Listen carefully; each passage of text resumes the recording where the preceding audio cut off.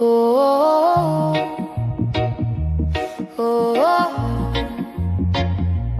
oh, oh. Edges late, hoop swing, lip gloss and a laugh. I walking like Sunday, but I've been through some wrath. They see soft, see sweet, figure I'm easy to bend. They don't see me in the mirror trying to hold my own head. Don't let my smile fool you. I've been breaking in the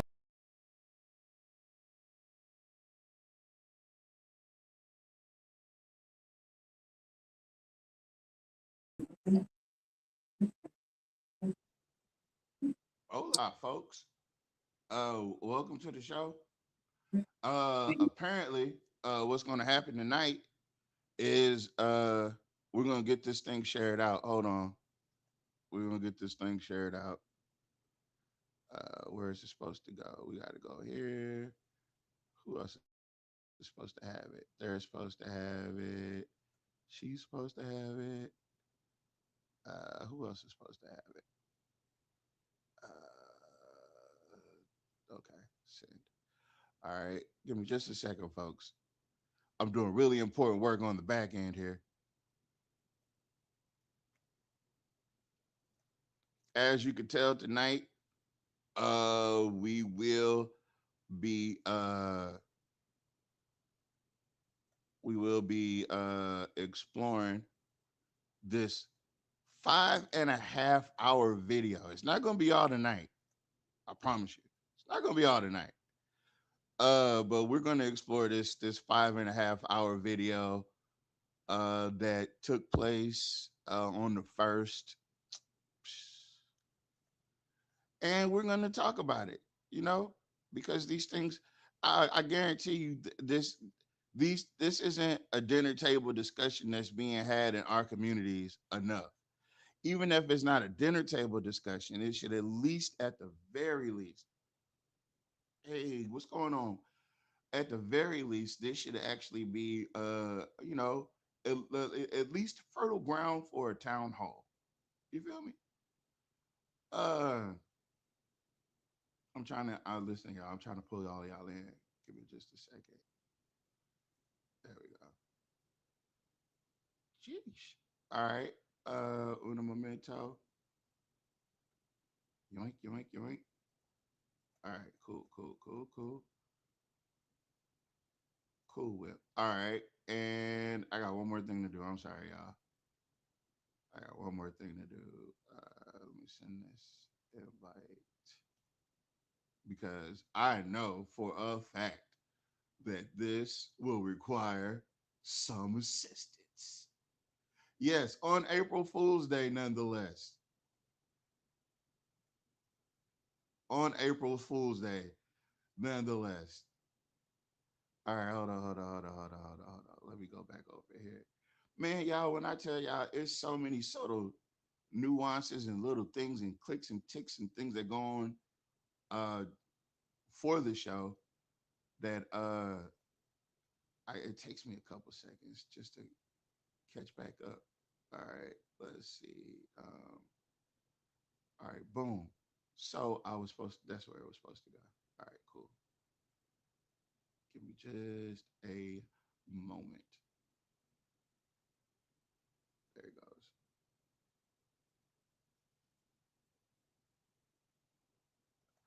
How's everybody's holidays going? I don't know what to call it for everybody because everybody got different things. But yeah. How's everybody's holiday? I hope everybody's doing well. So that's how long it takes for us to get set up. Now I'm okay, it used to be longer. I remember I used to run the intro to the show and it take 15 minutes.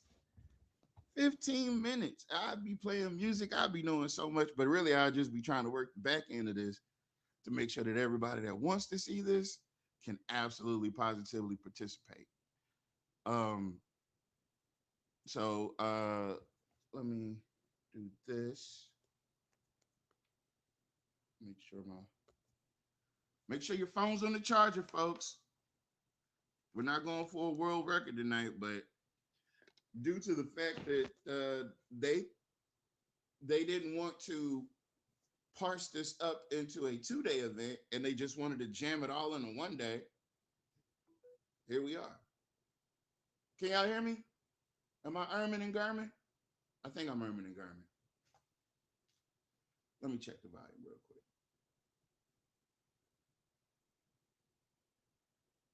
Make sure y'all share this out. Make sure you like it. If you're watching us on Twitch, whatever the thing that Twitch does, please do that for us. Subscribe on Twitch. If you're watching us from YouTube, subscribe to whatever channel you're watching us on, because there's a couple channels. If you're watching us from Facebook, make sure that you do follow Universal Collective Network as we do go live at least 3 times. Right, as we do go live at least 3 times a week. So let me say that again. If you're watching this on Twitch, do the thing that Twitch wants you to do when you like something. If you're watching us on YouTube, make sure you subscribe to whatever channel you're watching us on. If no, you're not watching us on TikTok. If you're watching us on all the other streaming platforms, wherever you're watching us from, thank you so much for joining us this evening. And yeah, do the thing, interact. What's going on, baby? All right. So on April Fool's Day,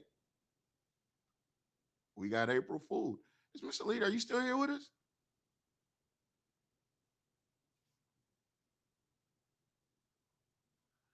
Hold on, I gotta get a new layout. This ain't cutting it for me. Add item. Add a camera slot.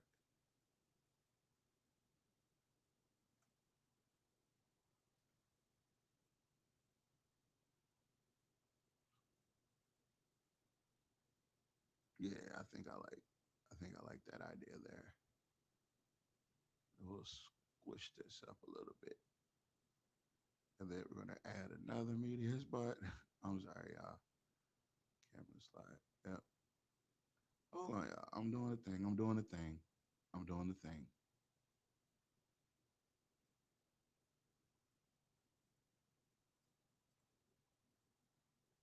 You know, we real big sticklers on presentation. So I just want to make sure we got a good one. You know what I mean? We're gonna add another camera slot. All right, just in case. Oh yeah, we do. We got another camera slot, so we're gonna need another camera slot.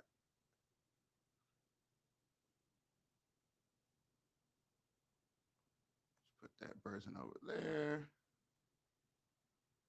All right, I'm gonna add them, and then we're gonna save.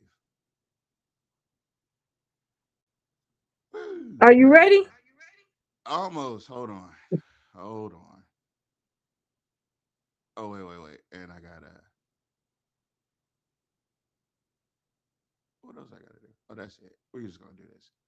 All right, folks. Can I get a sound check from everybody? I heard you. Sham Bam, are you there? Can you Sam hear Bound us? reporting for duty. All right. Good job, Sham Bam. StreamYard has been tripping lately, so we just want to make sure. All right. So, man, when I tell you they just posted this a day ago, right? They waited a day to post it. I don't know why, but here we are on a 5-hour live stream. Councilman Delegan, Councilman Julius Lee. I would also like to acknowledge the presence of our council members as they're sitting in the committee of the whole to discuss the budget.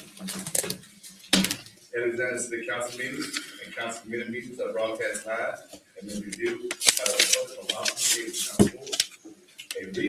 Hold on, wait. Mr. Meyer, now listen. We're not putting Miss Alita in control of anything. This wouldn't be happening if she was in control. I understand your sentiment, but I'm gonna tell you the dangerous waters you're wading in by insinuating that she would have total control over an activity. All right. I'm just saying. Okay. These broadcasts can be viewed on Alpha Cable Channel 4 and the City of Alexandria website, www.. Hey, look at your boy Trey Giss. Hey, that boy ain't dressed all slovenly today. It even looked like Jock Boy got on a clean shirt. That ain't a vest. Oh, we in for it today, folks. This is discussed the 2026-2027 mayor proposed annual budget. Mayor, I'll now turn it over to you. Thank you. All right, good morning, everyone. Morning. We'll get started with the message and some of what we would call the Finance committee meeting. I just want to say, finance committee meeting, and he leading the goddamn finance committee meeting. He is not the head or the tail. Hey, that boy got on his shirt, bro. He ain't got on no took off his goddamn dad. He polo took off his shirt. dad vest, huh? He That took off same his blue dad one? vest. He said, hold Yeah, his on, dad I'm finna vest, get this yeah. money. And I'm finna get this money. I need to put on a good button up. You know, he don't wear ties. I noticed that. Don't look like he wear I ties. think it's because his neck too thick. Probably so. or most important features of the budget this year. And then we'll get started going through it. And that'll be the council's preference of what they would like to handle first. It would be our hope that we could get through whatever operating that you want today and maybe the capital, after lunch or after that break, do capital and then come back and finish operating, but that's going to be up to the chair. So let me. But you giving the goddamn directions. So here's the deal. He totally did not intend on a day two. Mm-hmm. He told you what he was going to do. There will be no day two. And we're going to, just like what he did at the last council meeting, he sprung that on him at the last second. Yeah, that's why this was all disorganized, champ. Shout out Showface. Yeah, that's why this was all disorganized. He already had the plan in place. It wasn't going to be no day two. Oh, we got Mr. Porter and everything. Uh-oh. Hey, Mr. Porter, just snuck up in here. Yeah, I'm late to the show. You ain't late. We was late getting started. Yeah. We was still setting up like 3 minutes ago. Because what is the reason why? It's because now I have to do off my phone instead of my desktop right now You're good until to go. we We're just figure setting the out show, what's man. going on. Don't dismiss me. All right, sir? Boss You Hog sound a done lot dressed better up though, for the- Miss C. Like I can hear Yeah, you really that's good because, on the phone. yes, thank you. That's from the phone. That's because I'm doing it directly from the phone. But I do not like this setup. I promise you, I don't. Okay, Oh, go We're ahead. gonna get you right. Bobby. it's the same. It's your setup, man. I know, sir. I know. Thank you. She telling you you don't she like the need phone help. setup. Oh, We gotta okay. fix our She don't whole like little it from the setup phone. for her. Yeah. She Yeah. like it on the PC. She don't like it on the Oh yeah. Exactly. There we go. That's what exactly. You're right. Go ahead. I'm on sorry. the phone and I'm on the PC. I got the best of both worlds. Jessica Nicole says, Boss Hog done dressed up for the bullshit show. He even combed his hair. Look at him. He's fresh to death. He really do look fresher though, don't he? He ain't got that dad Yeah, he vest. look like, I gotta get this money. Look at Jonathan Goins. He done, look, where the sunglasses at? Well, I'm not gonna say Goins never look. He always look good to me. To me, with the he always look clean. He don't say shit. I'm sorry. Bye. I'm good. I'm going on mute. Going on mute. Damn. Okay, all right. Miss Nicole said, "Hey, Bear Porter." Hey, Miss Bell. hey, is here. Jessica. See, y'all?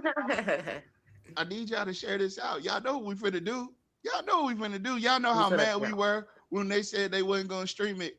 So y'all know what we here for. Yeah, and they here too. So hello. Who? I said, and they here too. So hello. Oh yeah. I don't really like to acknowledge them too much, but yeah, she said hello to you, mother Jack. Okay. Let me start with my message. You gonna start with it? Oh, I'm gonna start. I'm required each year to not only submit a budget, but to submit all ordinances and all other features, whether it's additional legislation or anything else to enact the budget. This year, that consisted of the budget ordinance. The budget message is for the fiscal year 2027. So we call this FY 27. That would be the year. Let let me see if I can double speed this up because I already know where this is going. I got a feeling where this is going. And so for everybody that's listening, he calls it the fiscal year 27, but Alexandria, the city of Alexandria's fiscal year runs from May 1st, 2026 until April 30th, 2027. So we only really have 4 months in the next year, and we have the 8 months in the current year. So he refers to it as fiscal year 27, but it runs from May 1st, 2026 to April 30th, 2027.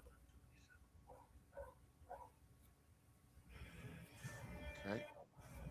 Year of 2026 that we're in now, that will start in a few months and through the year 2027 next year. He said the fiscal year will start in a few months. Also, at inaccuracy, the fiscal May year 1st. starts. We have a capital budget, which is for those things that we build and maintain, and an operating budget, which are those things that we have to do each day to run the day-to-day city. So that would include employee pay, rolling stock, things with wheels that are not long-lasting. As we always remind you, the only rolling stock that's capital is a fire truck. Both due to it's the money. That's a lie. That's a lie. We have utilities. We have utilities. How long it lasts and how it's paid for. No other thing with wheels will ever be capital, right? Capital is going to be roads, utility, infrastructure, et cetera. I'll also remind people from time to time, I know you get this and we get this, someone will say, well, why do y'all have to spend that on that park or this? Just pay salaries with it. We can't pay money that the people voted on and dedicated to capital on operating. You could probably take operating to capital, which is not a good idea because you can't afford to, but there's nothing unlawful about it. But it actually is unlawful to spend capital dollars that are dedicated. I'm talking about the dude with the that's sitting to the right of him. What the hell is he up there cheesing about? Like when he was explaining that you can't take the citizens' money and do this with it, but you do whatever the hell you want to do with our money. So when, Yeah, when we tell you, well, go ahead. let me Yes, let me yes. let Thank me explain where the capital budget All right. comes from. So, on each of the taxes that the city assess, there's property taxes. We got 3 of those. There is the sales tax, and we have several sales tax. And the thing is, in the previous ones, there was a certain percentage of the sales tax that would go to the capital budget for your property taxes. There's a certain percentage of that that would go to the budget as well, the capital budget. And there's a few other places where small amounts, small percentages go to the capital budget. So when he talks about what the citizens have voted on, that's whenever the citizens voted on a tax proposition. And to be very honest with you, most of the citizens probably never read the context of the tax proposition to know what the breakdown is. For instance, we have a 2.5 cent sales tax. Well, one cent of that goes to police and fire. So the other 1.5 cents goes to all the other things, and there's a portion how it's split up. Same thing with property tax. So what he's talking about, he makes it sounds like it was a separate tax proposition that people voted on to go strictly to capital projects. That's not the case. So what he's saying is very misleading.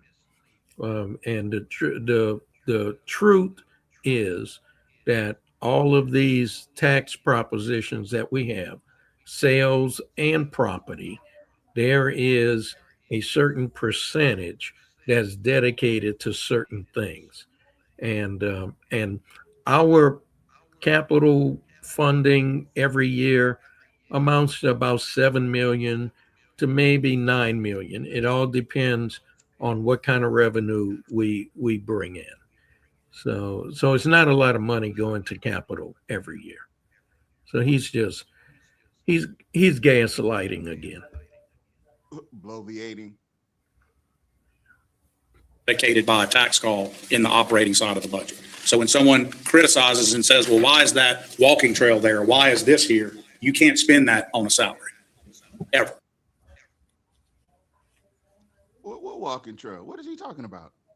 Yeah, he's talking about that stuff they did a few years ago where, they made those bike lanes and all that stuff. You talking about down third?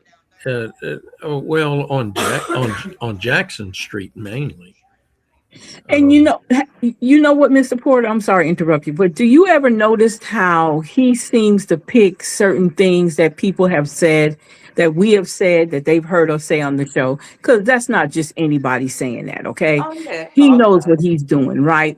So those are what you call ghost signals. He's trying to yeah. So he's trying to say something without saying explain. it. Yeah, you're trying to explain to us like we're simpletons, okay?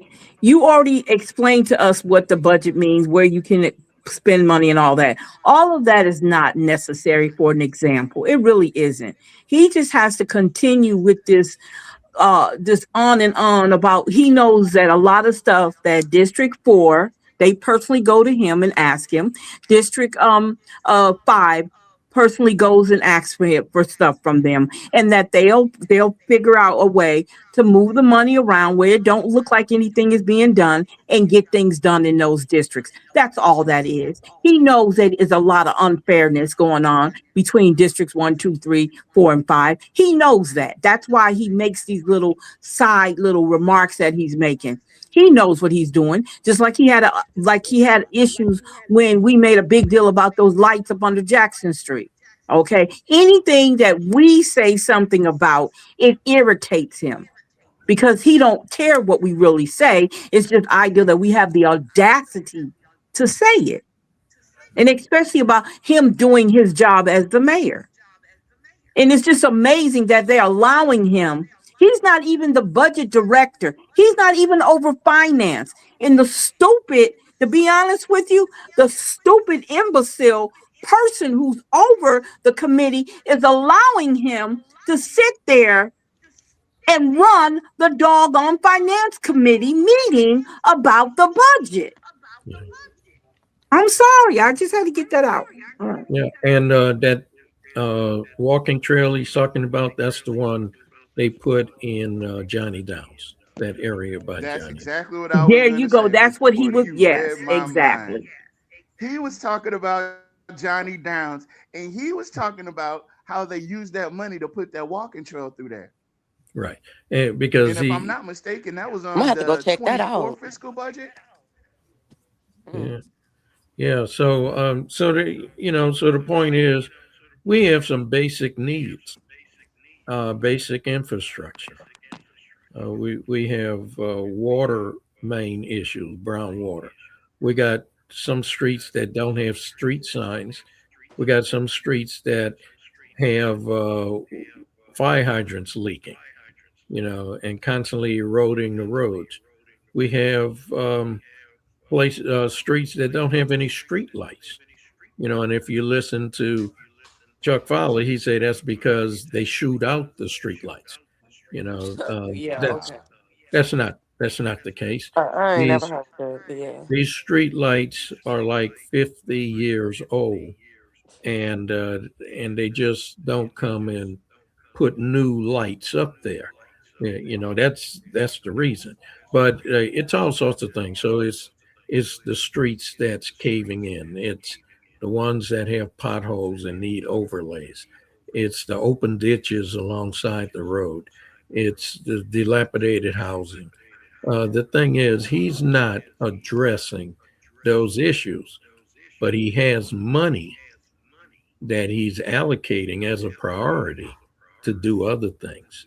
and it's not the things that really are the priority, should be the priority for the city.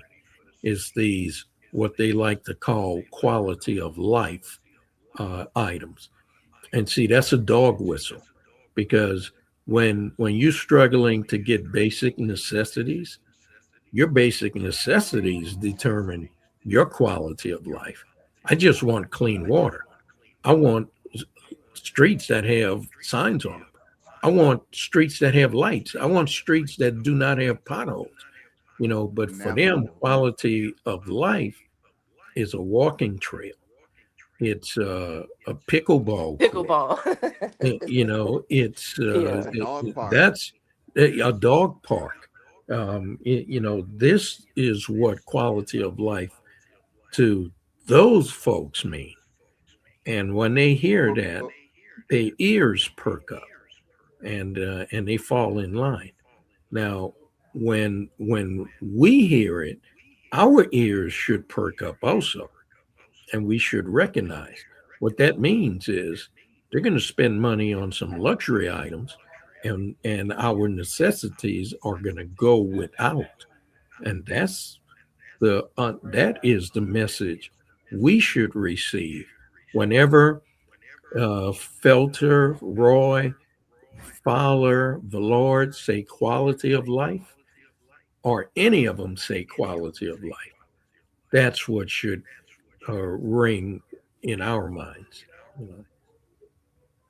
Yes, sir. I'm going to restrain from commenting because I know this is a long thing. I sat up there and watched. I got it playing at 1.5 speed, so we're going to go a little bit quicker than 5 hours. Yeah, because it's still too slow with him. Yeah, He ain't even started yet. I'm glad that we're actually picking apart the foundation for his logic, right? Because that's what he's giving us right now. He's giving us the why, and he's mentioning these things, right? Like that walking trail. He's mentioning that thing because it was seen as exorbitant. It was extra. It was not necessary. It was money that they spent at Johnny Downs. Since we're talking about allocations, parks and those type recreation things, that money goes to all of the parks. So if all of the parks don't have a walking trail that is similar to Johnny Downs, then none of the parks should have a walking trail. But your money, your tax dollars get spent where Jock wants them to go. And that includes the walking trail he just mentioned. Because that's what he said. That's the argument that he's setting up right now. I'm going to run it back so you guys get the context. Yeah, you don't have to run it back because he's just talking out the sides of his mouth, really. Essentially what he's saying is that we cannot use capital money for other things except capital projects. And that's true. But he made it sound like the citizens voted on that specifically. No, that was all part of the same tax propositions that fund other things. This was just one little division of it. X number of percent goes to the capital budget. Okay. That's all. And as Ms. Jessica Nicole just mentioned, that dog park does provide clean water. It has clean water. Oh yeah, it's clean. Right, it's clean water for sure. Have a capital budget, which is for those things that we build and maintain, and an operating budget, which are those things that we have to do each day to run the day-to-day city. So that would include employee pay, rolling stock, things with wheels that are not long-lasting. As we always remind you, the only rolling stock that's capital is a fire truck. Both due to it's the money, how long it lasts, and how it's paid for. No other thing with wheels will ever be capital, right? Capital is going to be roads, utility infrastructure, et cetera. Also remind people from time to time, I know you get this and we get this, someone will say, well, why do y'all have to spend that on that park or this? Just pay salaries with it. We can't pay money that the people voted on and dedicated to capital on operating. You can probably take operating to capital, which is not a good idea because you can't afford to, but there's nothing unlawful about it. But it actually is unlawful to spend capital dollars that are dedicated by a tax call in the operating side of the budget. So when someone criticizes and says, well, why is that walking trail there? Why is this here? You can't spend that on a salary. ever. And you can't spend it in the operating side of the budget, ever. It has to go to permanent, publicly owned infrastructure. Okay, so the features of the budget is, we'll call the operating and capital budgets until we separate them going through it, the budget. So when we say the budget today, we'll mean both the capital and operating budgets. They're technically separate. We use retained earnings or fund balance holdings to balance the budget. This budget was prepared using very conservative expenditures and revenue projections. What does that mean? Each year, we're required, I think by law and good practice, and I say by law because I believe the legislative auditor and any good practice requires you to use conservative budgeting practices. That means that you always assume that there are challenges to revenue or unpredictable changes, but you have to make sure you keep expenses low on the operating side. When I use the word very, it's not an adverb that's chosen just to throw in there. If you look at my past messages over the years, it does not always include very. It always includes conservative, but only at certain times as it includes very. So that means we're making what we would call an austerity budget. This budget is austere. It is very tight on expenses. So much so that in one round, we're looking at $1,000 cuts in some areas. So that's not normally at a budget this size. While you look at that, you don't have that in your last round going through. So this is a very, very tightly done expenditure budget. Here are the features that go into what we would call our revenue prediction side that we use. So revenue can end up coming in better than we predicted. You guys will see that at major budget amendment. We'll come back and report revenue was better than the prediction. Doesn't mean we don't think right now it might be there. It means we're required to budget conservatively for it not being there and then make that adjustment at major budget amendment halfway. Here are some things I want you to consider about the current market for revenue. So we have to predict based on the revenue you give us. And let me make that clear to the council. The administration does not provide for revenue. That is a sole council function. The limited things we provide revenue for would be fees and costs, but those are set by the council. We just have to collect them. We don't provide revenue. You do. You decide what revenue the city's going to have. You can't decide. You decide by how much it's taxed or whatever. Now, you can't decide what people buy or how much sales tax they generate, not directly, but you do set what that means to the city. Here are our assumptions. The national economy's recent unpredictability and market volatility, coupled with Louisiana's mixed economic outlook, does indicate risk. We would call it portends risk. So we look at that as a future thing. Let me be specific. There has been a lot about the national economy that we've all seen, and there continues to be places where it does well and places where people talk a lot about affordability. That word is debated very heavily politically. There is no question in looking at the data that the cost of things on that basic level, the things you have to buy every day, have a premium attached, both because it's harder to get them. So the cost of freight, gasoline, all that stuff is going up. So there's no question that that's being affected. Market volatility comes with a lot of things. Here's a few examples. Fluctuating tariffs, oil market volatility, job or project obsolescence, meaning jobs that used to exist in the market that go away because of AI or go away because of technology. Population loss and change, future federal policy creating uncertainty. And I would just say with this war, we just don't know how that's going to affect the cost of fuel. And from the Strait of Hormuz to other aspects of that war, if you think they don't affect us here in Alexandria, it also affects there's a whole natural gas effect too that occurs. And so we rely on that for our energy production here. There are predictions that gas could go as high as between 5. So just to reiterate, the fuel cost to operate DG Hunter, if I'm not mistaken and I'm not above correction, DG Hunter and the power produced at DG Hunter does not power Alexandria. Am I correct? That's right. It goes, we're part of MISO. And that MISO calls all the shots. They tell us when to run. They determine where the electricity that we produce when we do run, where it goes.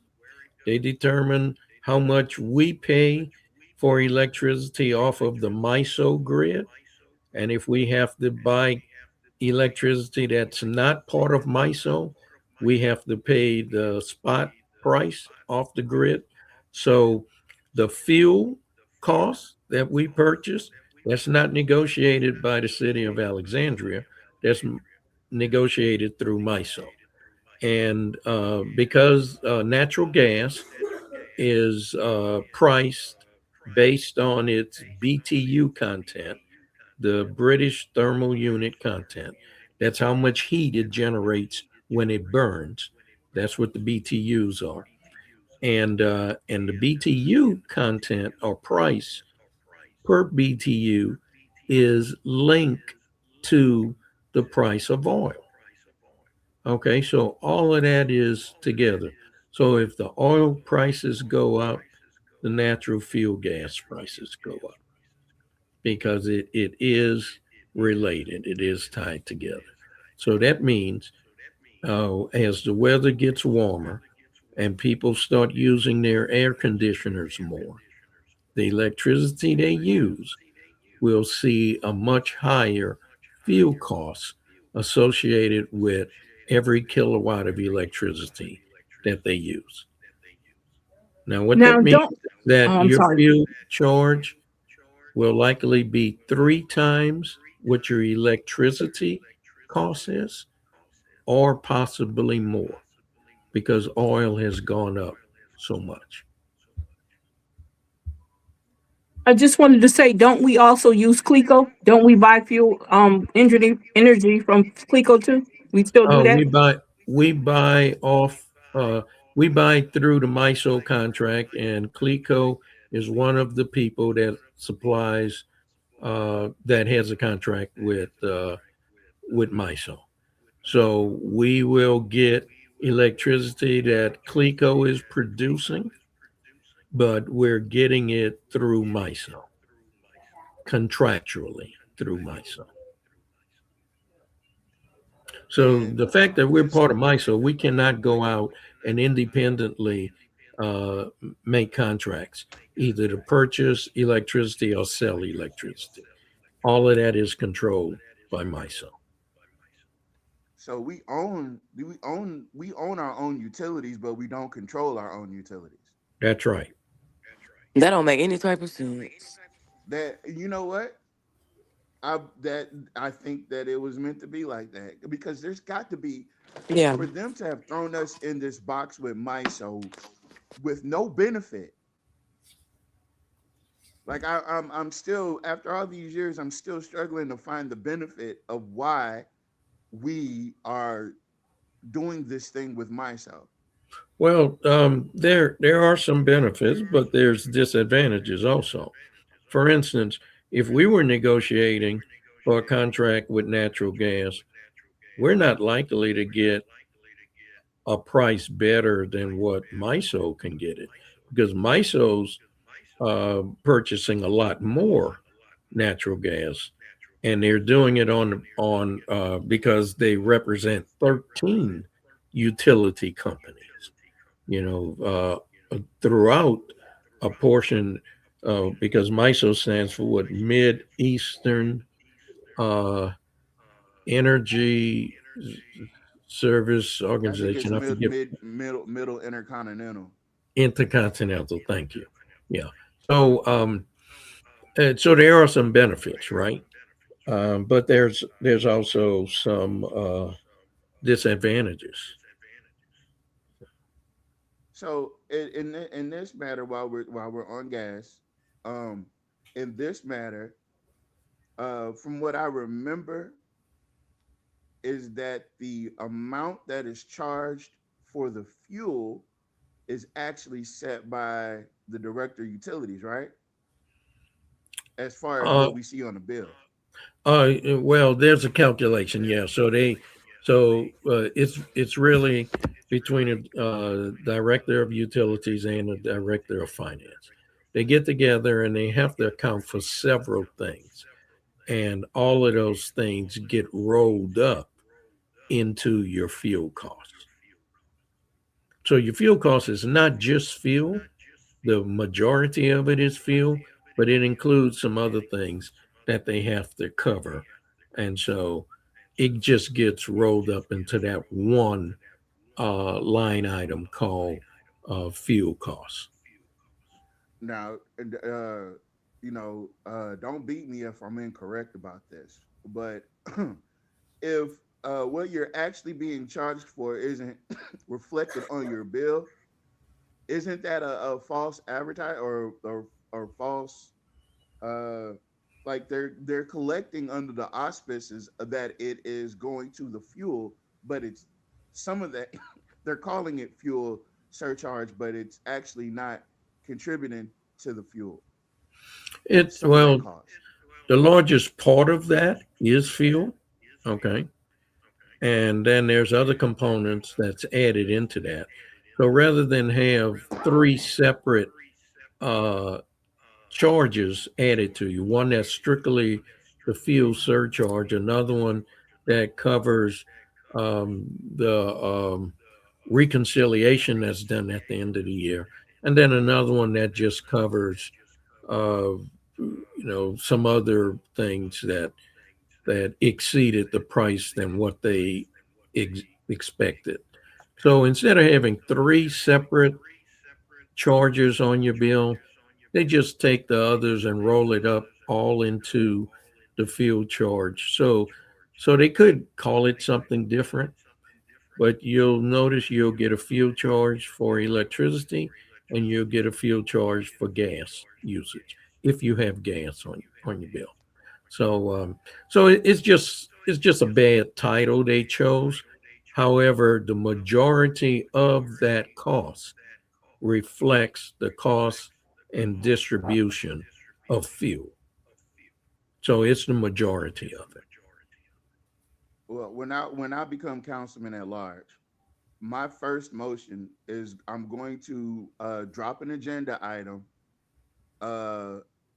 and I'm going to request that the line item in your bill, that the reconciliation portion of the fuel surcharge be removed from the fuel surcharge and be made a line item underneath the fuel surcharge or above the fuel surcharge on our bill, so people can actively see the reconciliation cost that they're paying.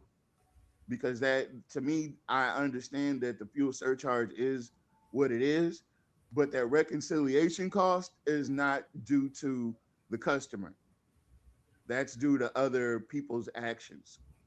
Like that guy that had that giant building downtown and left that $40,000 bill on the taxpayers, or I'm sorry, the ratepayers. I would like to see that, irregardless of. Wait a minute, I thought he said we were in good state. Let me get back to this, because I distinctly remember Jock saying that we're doing good with our utilities after the restore bill, because he needed a lie to cover up the fact that the restore program was a lie. So he said, no, we're good with the utilities now. Does anybody remember that, or am I tripping? No, he claims he put it back on solid ground. But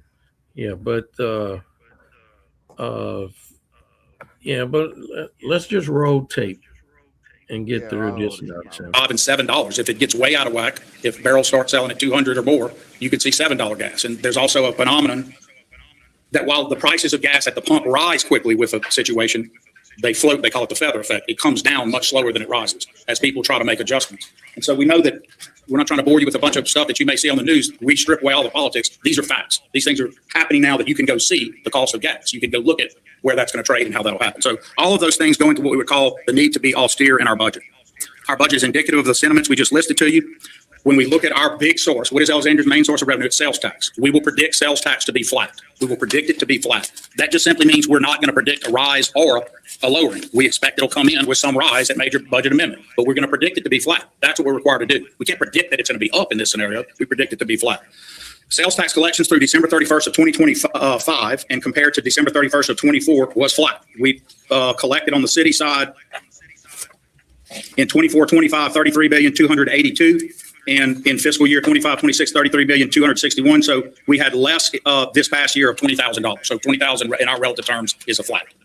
You could be missing that in an up or down. I mean, so we would call that breaking even. The parish one was up about 3.5%. So blended together, you've got somewhere between 0.6 and a 1% increase. The city has enjoyed in our best times a very even 2 to 4% growth every year.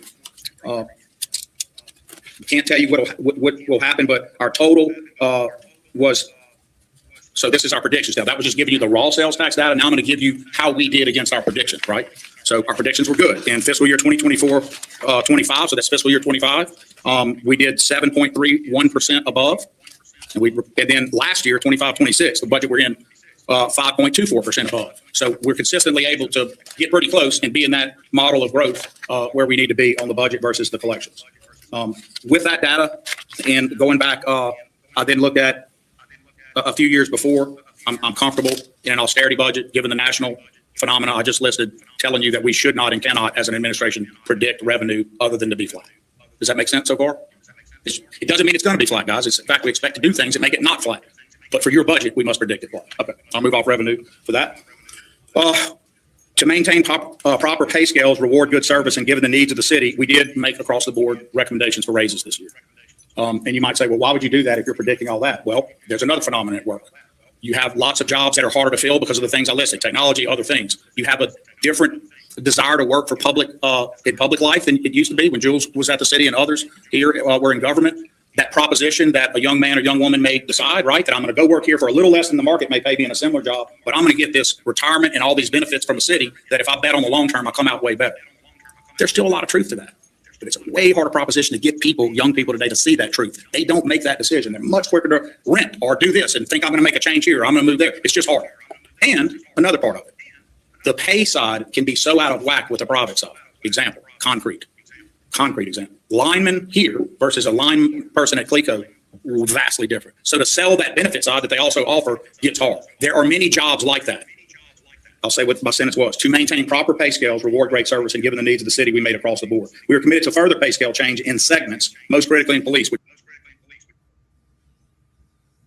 The reason that there's such a vast difference in the pay rate is because Cleco isn't owned by the city of Pineville. You'll see in this budget. We've now brought police right under state police. We're the competitive payer. I promised I would do that within 4 years, and I've reached it. I think the guys know that, and they would agree. We also pay 100% of the benefit side. We're there. We're on the competitive side. My proposition to you all is, will that equate to having an influx of officers do it when they see that pay? And Malcolm's saying, we have to do it. We as a council and a mayor are doing our side of everything we said we would. Nasty word. Where did he get that cooler from? Did he just pick that up off the ground? Nasty word. But this You couldn't. It's a whole bottle of water behind your screen there, Chance. is our new recruiter. And y'all know him well. And he's been better at it. He's recruiting. He's actually bringing people into the academy, which we like. But can he bring people in the academy as fast as people retire?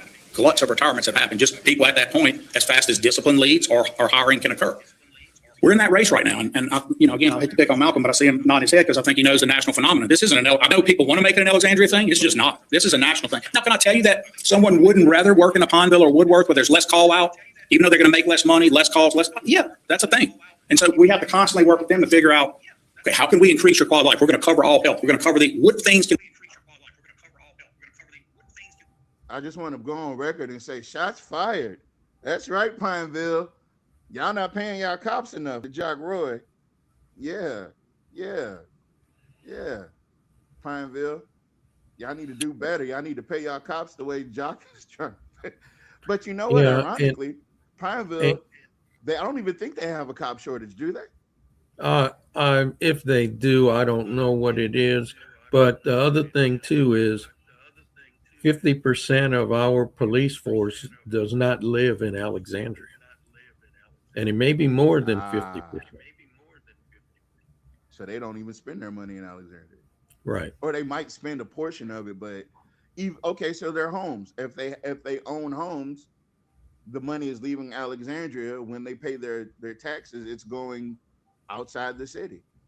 Right. And look, I really don't know how much money they probably spending here because they get to use the police cruisers to go back and forth to home.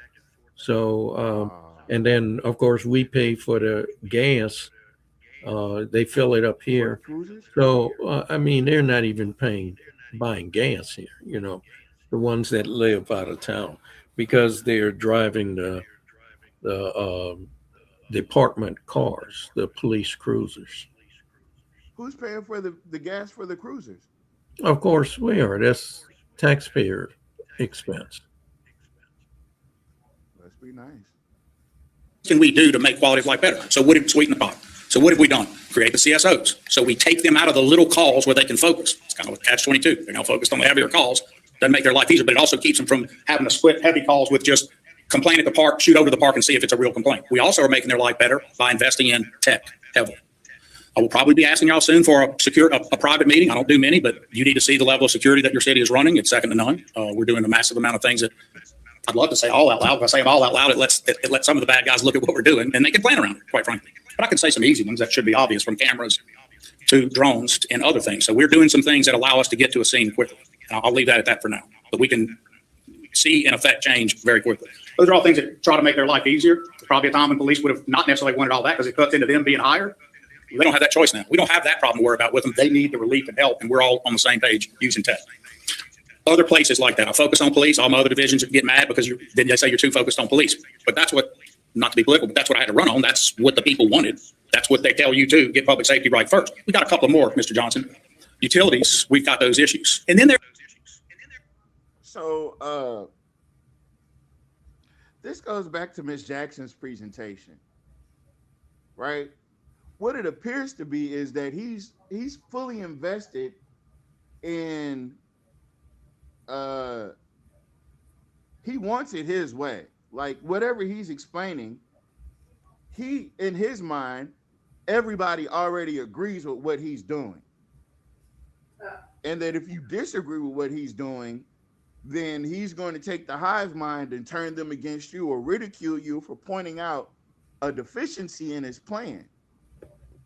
And there's some deficiencies in his plan because he's talking about cameras. But we've been talking about cameras for at least the last 2 years. And I don't know there's the camera issue is on the city and it should have been taken care of years ago.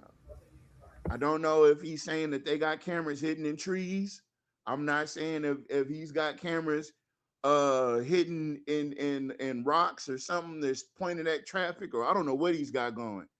But the communities that are seeing these influxes and these crimes, and if you want to start resolving some of these crimes a little quicker, you need cameras in our community. We gave you Project NOLA, you declined that. Ms. Jackson brought a great idea to the city council. They snickered and laughed at that. And it's almost as if it's like they're determined to do it their way. And I think that's what's holding out. That is the crust of what's holding Alexandria back. It's these oligarchical mindset that these people have where it has to be their way.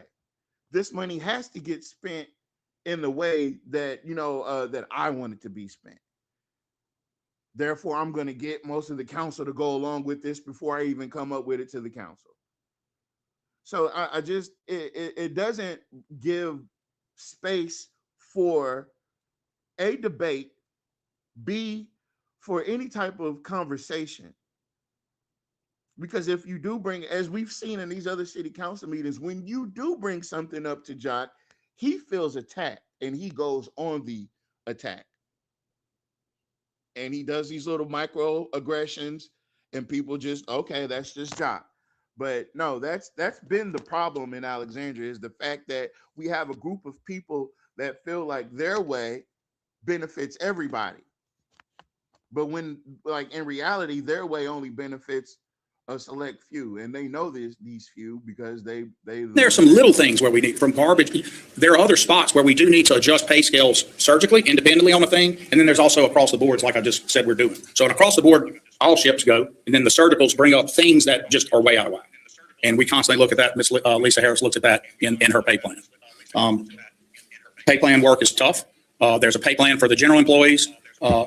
The police, we do their pay plan through either contracting or working out. I'm trying to move them off contract to a pay plan. I think it's way overdue that they have their own pay plan. And that's sort of what we've done in this budget. Okay. I need y'all to remember this. Municipal expenses naturally increase over time. Always.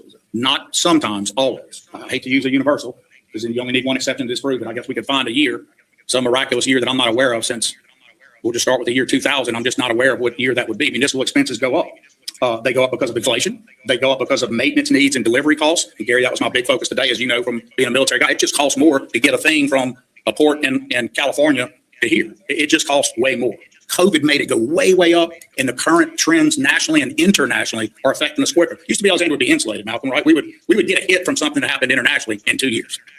It's different. We get a wave later. It also made our oscillations kind of do this, always climbing a little. Other cities might climb faster, but they would also have bigger troughs. Lafayette had a big boom in the old, and then Alexandria would always do this. So while people might complain, it didn't grow in fast enough. It maintained a positive slope, and it would oscillate like that. We are seeing, because of technology, a faster hit from what happens nationally and internationally.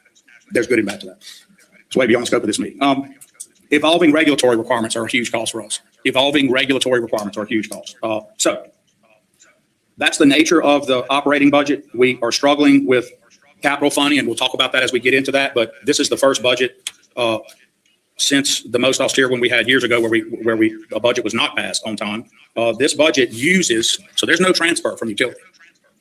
Last year we did it, and this year it's huge. We are having to transfer regular capital, your normal capital, to pay for utility infrastructure. In your whole lives, utility helped everybody else. Your utility, unadjusted, living on 1986 rates, it's having to take from regular capital.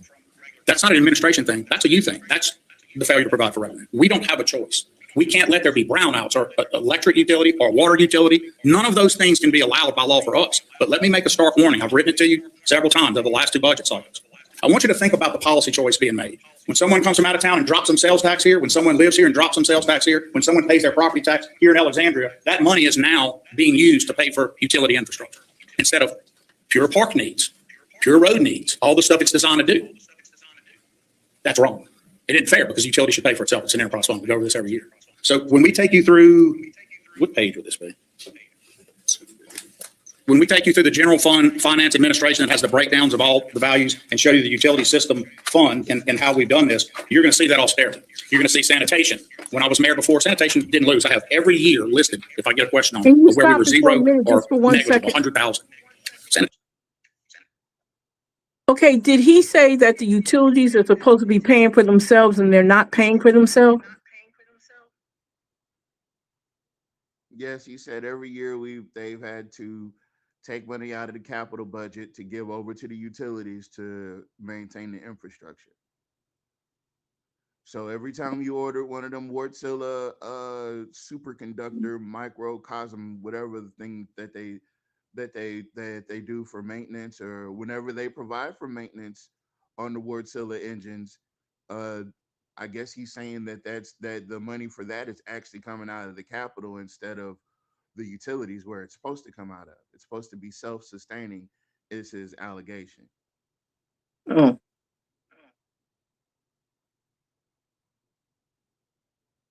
But if it's self-sustaining, where's the win for the city? We get utility. Oh, never mind. I don't want to go down that rabbit hole. Sanitation will lose $1 million this year getting no capital, no extra anything. They'll still lose $1 million. Why? I think you all know why, but we have 2-day unlimited throw pickup. And God forbid you ever change that and face the wrath of the citizens who are used to that. But most places have 1-day regular pickup, and it's usually by throw. If they go in, they have 6 bags to throw or 2 tracks. Stop that, please. So the sanitation part. I truly believe that the citizens wouldn't mind our trash being picked up more than twice a week. What do you mean by people would be upset if it were picked up like more than that? No, Like he if they said missed if it that. was only picked up once a week. Okay, because I didn't hear that. Okay, so Yeah, with I it mean, being most. twice a week, what's the problem? I'm trying to find the issue here. Does that cost more for it to be picked up twice a week? He's saying that it currently is being picked up twice a week. Yeah, it is because they pick up twice a week, and if they don't, we call and they'll come get it. But this is my thing. I'd rather them raise my sanitation fee than my fuel charge fee. Right. Right. Good I You would catch. much see rather it. they raise that and my water, and I'd rather them raise for me. But 100% my sanitation is, why not? They need higher pay. And absolutely. So he's saying sanitation loses money. And um, if we went to 1 pickup per week, you're essentially cutting your your effort, your workload in half, right? You're only picking up once a week. Uh, I shouldn't say cutting it in half, but your routes, your effort would be 1/2 of what it is now. And the thing there is, um, if that's the case, you're going to cut your expenses tremendously, right? So, so if you did that, uh, and your sanitation is currently losing money, you unless it's you losing more than twice the amount.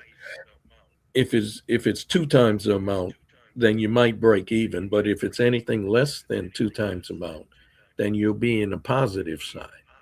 So that's what he's indicating here, you know.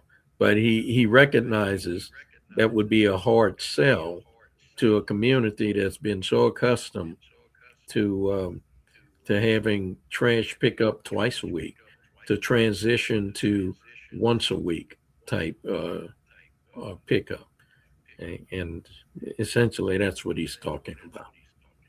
I mean, So is that Well, supposed to I save money or? Yeah, to yeah, because on the back end it would add money to the budget because they'd be saving a lot. But wouldn't that mean they'd be able to kind of translate that into higher pay?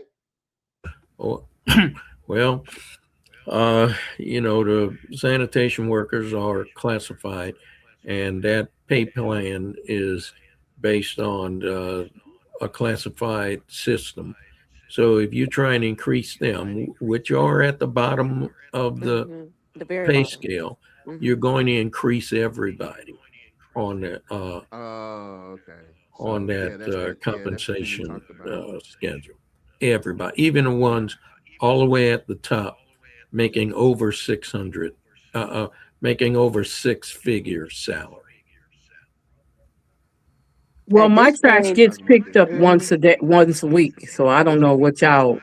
I don't know what Yeah, the deal is. Maybe that's what I was because saying it's because I smaller. think ours come Ours every get picked up Friday, don't it? once. It comes on Wednesdays. That's Yeah, it. Yeah, it comes on Wednesday. and ours look, comes twice. Mm. we could certainly transition to it. You just got to get out there and talk to people, which Jack Roy is not going to do, right? He's going to do it and then criticize you for not liking it.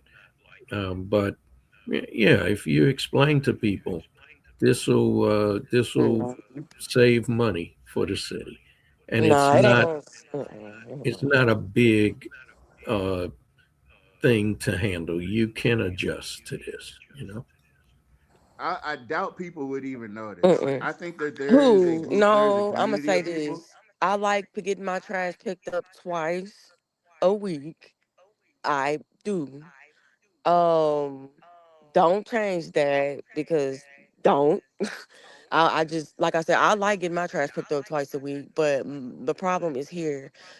You can raise the sanitation bill. Like I would prefer that. That But way, see, if I they mean, for raise the one, bill, they're it doesn't understaffed go to anybody. anyway. Would you say? If you raise the bill, the money we because what I thought it meant was that because they're raising the sanitation amount, if we were to hypothetically bill you more for sanitation, that would directly translate over into higher pay for our sanitation workers. But No, I got as to be in Mr. Porter paperwork. just I know how that explained, go. yeah, it's classified. So Hmm. even if we were to increase some of to get some benefits off of going to 1 day a week, the people that are actually doing the work wouldn't benefit. Exactly. So leave it alone. And I know Mr. Porter has said that before. If you get a raise, it's going to raise for everybody. But this is the thing: they already making their own amounts. For number one, for number two, it the money that they're trying to save for the sanitation fund is going to go somewhere that they're going to put it where they want to put it. They're not going to Where ask they us want where to we want put to it. put the money. They're going to continue. They're going to put it wherever they want to put that million at. So you might as well leave that 1 million, 1.5, or whatever it is alone.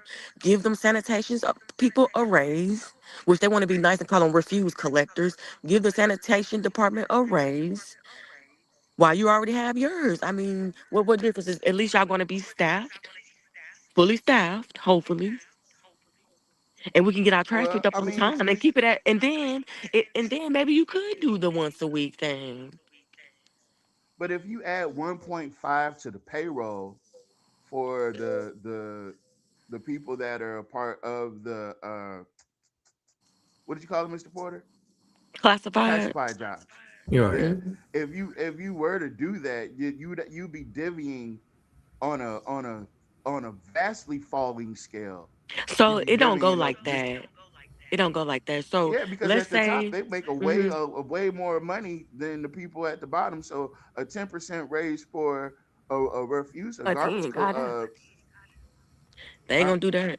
They It always is going to be a 10% raise for the bottom is going to be about $1, oh man, that ain't no. and a Oh, 10% raise for the ones making Yeah. $100,000 is going to Uh-huh. be $10,000. Oh damn. wow. That's the difference. And that's Yeah, why I this is see. kind of But it's a still, moot. like I said, I still stand by that raise. You know what I'm saying? I stand by that because we can make money in other ways to make up for that 1.5 million in a raise. We can get that 1.5 somewhere else. Right. Right. If they count it by the can, you're going to get charged. That's what charge you to pick up white goods. They charge you to pick up debris and other things. We don't charge for that. It's okay. Just understand things cost more to run the division. Those costs go up, and what we provide for has remained the same. So it looks like that. It's not just common sense what that does. We can't not fund utilities. So when you ask for, we're going to tell you about the parks. We're doing all those that we have in that project. But when new things are added, you're going to see everything has been pushed into utilities. We cannot continue. The things that we've agreed on in the last budget are still going to be there, and you'll see our commitments out. I don't think you're going to get that sales tax renewed. That's just a thought. I don't think so. And that's going to be 5 to 6 million. What did he just say? So look, something else that might have snuck in under the radar. You might notice that there is a tax thing on the city council agenda I saw that. for 2026. Now, if you want to increase the taxes above a certain amount, you must go put it on a ballot and let the citizens approve it. But then the state statutes allow you to make an increase, a small incremental increase, without going to the voters. And so there was one last year, there was one the year before. Ever since we voted down his tax proposition that he wanted to do, that's what he's been doing. So and it's not a loophole. It's in a state statute, but that's what they're doing. And so he had hired a firm that was going to help them convince the public to approve the tax propositions. And they paid that firm a lot of money. And I guess the firm came back to him and said, you know what? I don't think it's going to work. We're not going to be able to do it because you just don't have a good enough case for us to convince people that this is good for them. So I'm just speculating on that part because we never heard anything from them. They collected the money and there was nothing put out there trying to convince people to do things. Unless you just flat out deceive people the way the school board did, tell them if you don't approve this tax proposition for the school board, we're going to have to shut down schools. Well, the people approved the tax proposition. And what did they do? The Rapides school board shut down the schools anyway.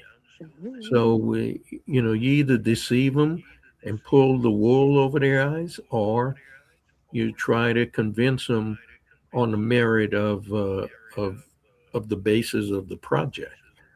And in this case, they must figure they can't do that. So they're going to use the state statute to increase it a little bit every year. And so that's on the budget. The budget that's on the agenda. Let's see how many council members pick up on that and question it. If anything, that should have a finance city committee meeting to talk about that. But there's no committee meeting scheduled to discuss that at all. So that's just going to slide right through under the radar. Now, wait a minute, Mr. Porter. When they read these things into the consent calendar, don't they have the opportunity to put certain things in their committee? Yes, they do. Yes. At that And point, so that you is saw when you this on would the do it. consent calendar last council meeting, and was like, yeah, I'll pass. Well, we're talking about finance, right? And so the finance uh, chairman is the one that really should be looking at that. What is introduced on the agenda that should come through my committee? And if that person is asleep at the wheel, it just slips right by. As such. Going to get out of the budget. And so we have everything planned, but I think those are going to be revenue problems you face. We'll probably send some stronger language about the utility stuff at some point, but I think the likelihood of ad valorem renewal is substantially low, given how it's been talked about and viewed, even by politicians. I think that is a revenue issue, not a operations or expense issue. That's going to affect us drastically. So expenses increase.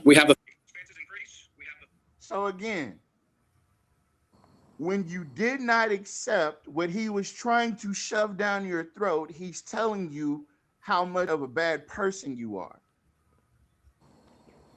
for not going with his idea, for not going with his scam. And it only appears like this version of Jock only appears when things like the Restore thing becomes a topic and people start actually dissecting what the parts of the Restore plan actually were. And then when we started realizing that it was a scam, then he came out with we got this version of Jock. And that's the same thing with this. He pre-filed, right? He just knew he had it in the bag. And then he got shot down. And now he's giving them the tongue lashing that he always wished he could about that particular item. Nasty word. Filthy word. The things we listed, but the cost of these services do also increase, and we're living on that. What are we doing? We do some creative stuff. I don't mean creative accounting. I mean, we use our utility to, off the market, bring in revenue, not on our people, on outside, in MISO sales. And we do well with that. If we weren't doing that and didn't have a team that could do that, because it wasn't being done before, it's being done before and then not done, and now it's being done again, we would have an even. Wait a minute. What is he talking about, Mr. Porter? Okay, so when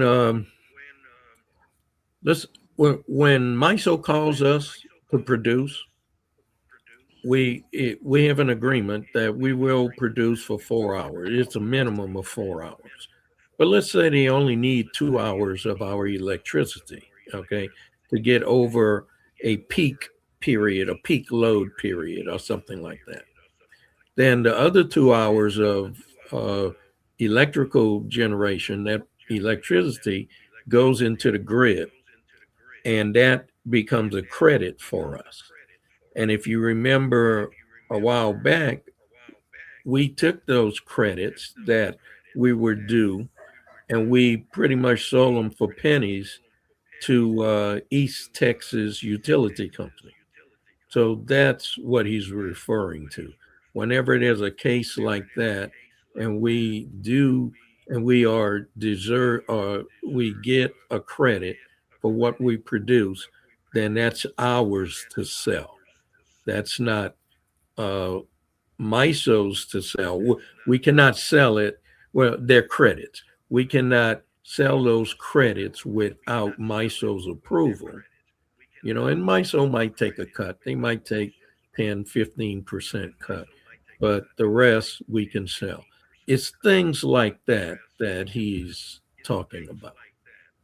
And there's other specific situations that occur as well. Even bigger problem. But we can bring as much as $3 to $6 million a year on other sales. That's that ad valorem tax we're talking about. How great would it be to get it? Could you explain it? Yes. Explain it again. Explain exactly what you just said again. All right, and listen, please, Gary, if there's something you're trying to get out of that's going to the people to understand, make me do whatever you need to do. No, I do want to understand. All right. So the utility. Did he say make me do whatever you need to do? Pause. Has a function in two parts. There's a rate piece, which is the charge that is set by you. as a metric that it should be based on the cost to provide the service to somebody, whether it's water, gas, or electricity, and cover these things. The employees for the utility. They're not general. They shouldn't be under the general fund. They should cover themselves, enterprise fund. You wouldn't need those employees if you didn't have a utility. You follow it? So it has to cover itself. The cost of the employees, their rolling stock, their cars, trucks, whatever. Plus it should cover pay and fringe. Plus it should cover some amount, but no. It should cover its capital, plus it should cover some rainy day amount. That's what a rate's designed to do. Fuel costs that everyone sees on their bill that goes crazy about is a commodity. That's the cost of fuel. That's an international function. We just pass that back. That's not a profit center for the city. That's a pass-through. It's a commoditized pass-through. It's a commodity. It's subject to the market. It's not y'all. Fuel's going to go up for the reasons I just stated. A war that affects gas transport. So fuel is a problem in that way, but it's also been relatively low for years. Natural gas is what we rely on. We made a bet years ago and it paid off. We weren't in coal and other stuff. We've been a natural gas base. So fuel costs is not something you're doing. Let's be real specific, Gary, because it's a good time to do it. Someone gets a bill and calls and says, and this has happened twice last week, a pastor we all know. And he said to my office, well, Mayor, why is my fuel cost so high? And we went through these changes that happened. He said, but the fuel cost is higher than the rate. Yes. The fuel cost isn't higher than the rate because we're post-Katrina with some crazy amount, Gary. Your fuel cost is higher than the rate because fuel is a commodity that's gone up over 20 years. But your electric rate has never been raised since 86. So, of course, if you have two lines drawn and one's flat, one goes up. So when people tell you, how can it be more expensive to pay for the commodity to get me the electrons than the rate itself? It's easy to explain. Your rates never changed. We don't control fuel costs. That's a national phenomenon. Do we control it internally with good practice? Now, I want to throw a flag on the play because according to some people that I trust, right, the last time it wasn't 1986. It was far more recent than that.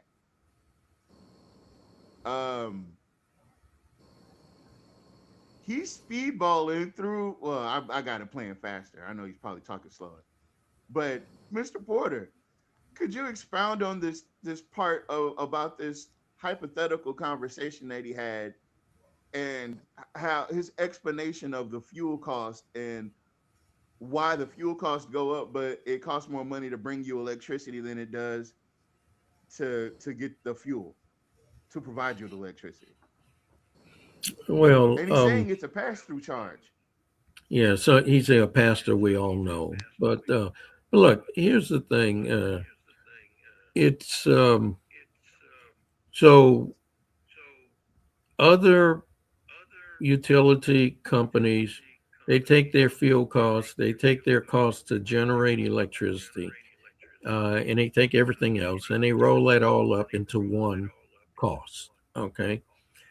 He's separating the two, and he's trying to say that the rates that the city charge you are fixed, but the fuel that we have to buy to generate the electricity that we charge you, that keeps going up. So we show you two separate items that make up your electrical costs. We show you the rate that we charge you for every kilowatt hour, every hour kilowatts that you use at your home. And we show you your share of the fuel costs to run our plant or to run any plant in MISO to generate that electricity, whether we produce it here in Alexandria or whether we take it off the grid. So other groups roll that all up into one because that's all part of the utility cost, the electric cost. We split it out, and he's using that split to say, hey, the fuel cost, that's something we don't control. That's controlled by the international market. But your electric costs, that base cost, is what we charge you. And we haven't changed that since 1986. But the fuel cost keeps going up. Okay.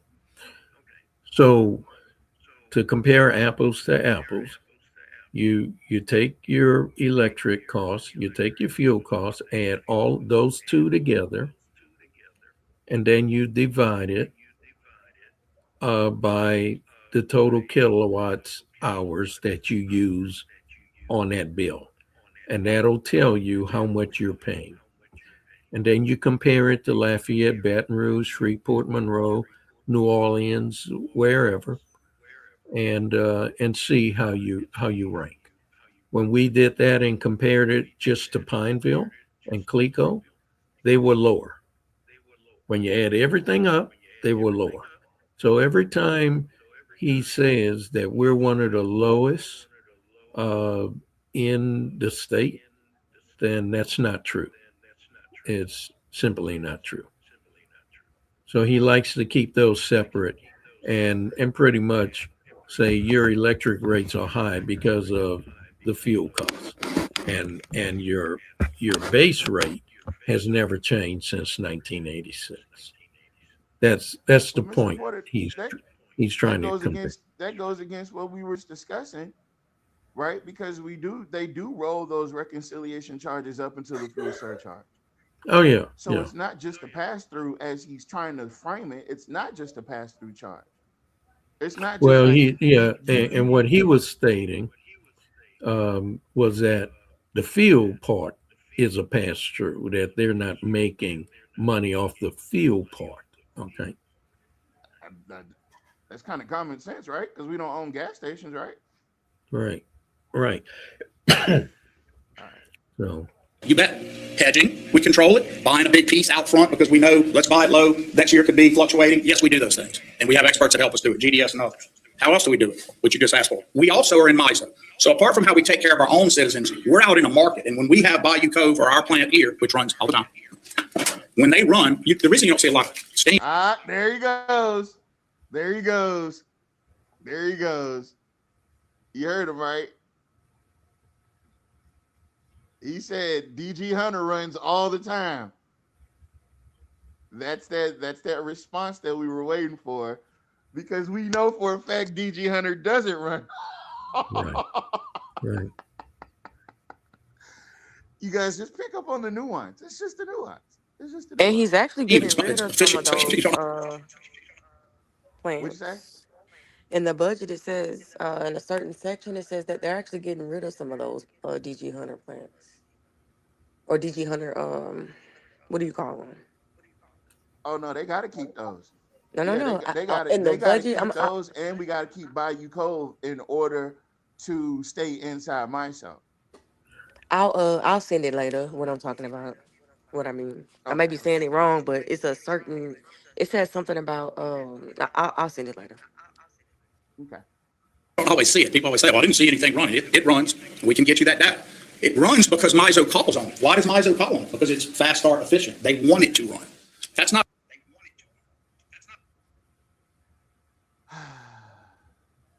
Fast startup. It's efficient. Well, if you were running all the time, MISO wouldn't need to call you. Drop the microphone. Not us. We don't determine when that happens. MISO, the integrated group we're in, determines that. They point at our units and say run. They point at Bayou Cove and say run. When they run, Gary, when we're in the market right and we get ourselves there, that's internal work. We can sell to outsiders. So they'll take what we're doing and they'll make sales. And we get a profit from that. And when we get that profit back. That's the MISO scam. So whenever DG Hunter does come on, Bayou Cove does come on, they do not produce electricity for the citizens of Alexandria. They produce electricity to go on a grid so they can put that on the market so they can make a profit off of what you're paying for. Yeah, that's MISO. MISO is calling the shots on that. Insanity. That can go in the utility. And what should it do? So people say, well, if y'all make a profit, lower the bills. I just explained the rate has not changed since 86. Do you want us to go to 76? Would that be a smart thing to do to make your rate 1976? Bread isn't the same as it was in 86. Milk, anything else. So what we do is give it back to the citizens. Most directly, we give it back in the form of buying utility infrastructure that should be supported by a proper rate structure, but is not because our. Now he's actually laying the roadway for talking about increasing the rates too. If you keep listening to what he's saying, Right. And he's selling you 10 pounds of of horse manure in a 5-pound bag is what he's getting. And it's just He's swinging that. overflowing all He's over. got that. Jeffrey. He's got that bag on a rope, swinging it around Not his a head. 5-pound bag. Yep, he's giving you 10 pounds of Of manure course. in In a of 5-pound horse bag. manure in a 5-pound bag. So you got to carry the rest all over you. Mr. Turner said MISO sounds like a pimp. I'm not going to say that. It sounds like it. The way he's But it is explaining actually, would that's what it indicate- is. It's actually, if you listen to how he's saying it, yeah, He said when they the escort MISO service is points to us called, and they tell us to only a run. certain amount of girls go out to the escort service, right? So they get called out. He said whenever they call up and say, be ready to run, that's exactly what it's going to do. It's same different. It's not no different. And once So again, when- if like he was saying, if we're running all the time, MISO wouldn't be calling us, telling us to run. We're Maybe not he running meant all that the in a time. figurative way, like not all the time, but he's like, it's often, This framework is nasty. Our rate structure is not proper. So we take those profits, we put them back in the utility, and we buy things, and that's what you'll see at the end of this budget. But making 4, 5, 6 million is a heck of a thing to do with these challenges. And that's what your utility team does. But you can't guarantee it'll do that every year. You certainly don't know what's going to happen in this international climate. But I hope that helps explain a little of the utility. Mayor, you said the utility rates are set by the council. Correct. Just asking, when was the last time we got a report from the utility specialist on rate adjustments that you sanctioned, please? Probably last year or the year before, the Pure Commission met and did that. But you get a report and audit every year of where we are. If you're asking for a detailed report, we're ready to give it. You need it, but I also don't want to put pressure on you right now. We're trying to figure out. So we're under immense pressure from your bond rating agents. They don't care about us and what we say in here. They watch it. We take Stop notes it on for a second. And- Did you hear what he said?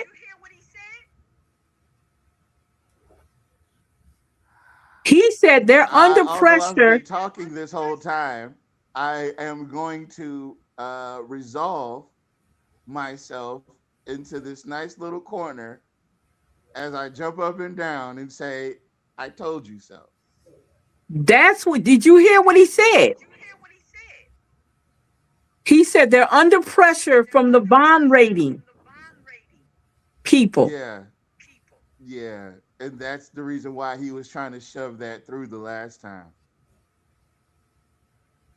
Oh, man. The pressure he's referring to is our bonds are rated, I believe, at BBB rating. So if you don't have a AAA, or I don't know all the designations, I think there's what the highest designation is, that will generate the highest interest rates. I'm sorry, the lowest interest rates. So you don't have to pay as much interest, because there'll be a lot of people willing to purchase those bonds, because the high rating indicates that you're pretty solid financially and that you can pay these bonds back. In other words, the people won't lose their money if they buy these bonds. We're currently, I believe, at a BBB rating, and that means we have to pay a higher interest rate on the bonds to attract investors. And that's because there is a lot of question as to whether or not City of Alexandria is solvent enough to be a stable or secure investment. If we buy a 30-year bond, will Alexandria even be there in 30 years to pay our bond back? Can he even make the annual interest rates for 30 years? So people may not choose to purchase Alexandria bonds with a rating of BBB. And he's considering that pressure. The pressure for him is trying to get Alexandria to a AAA rating. and that's why the cutoffs.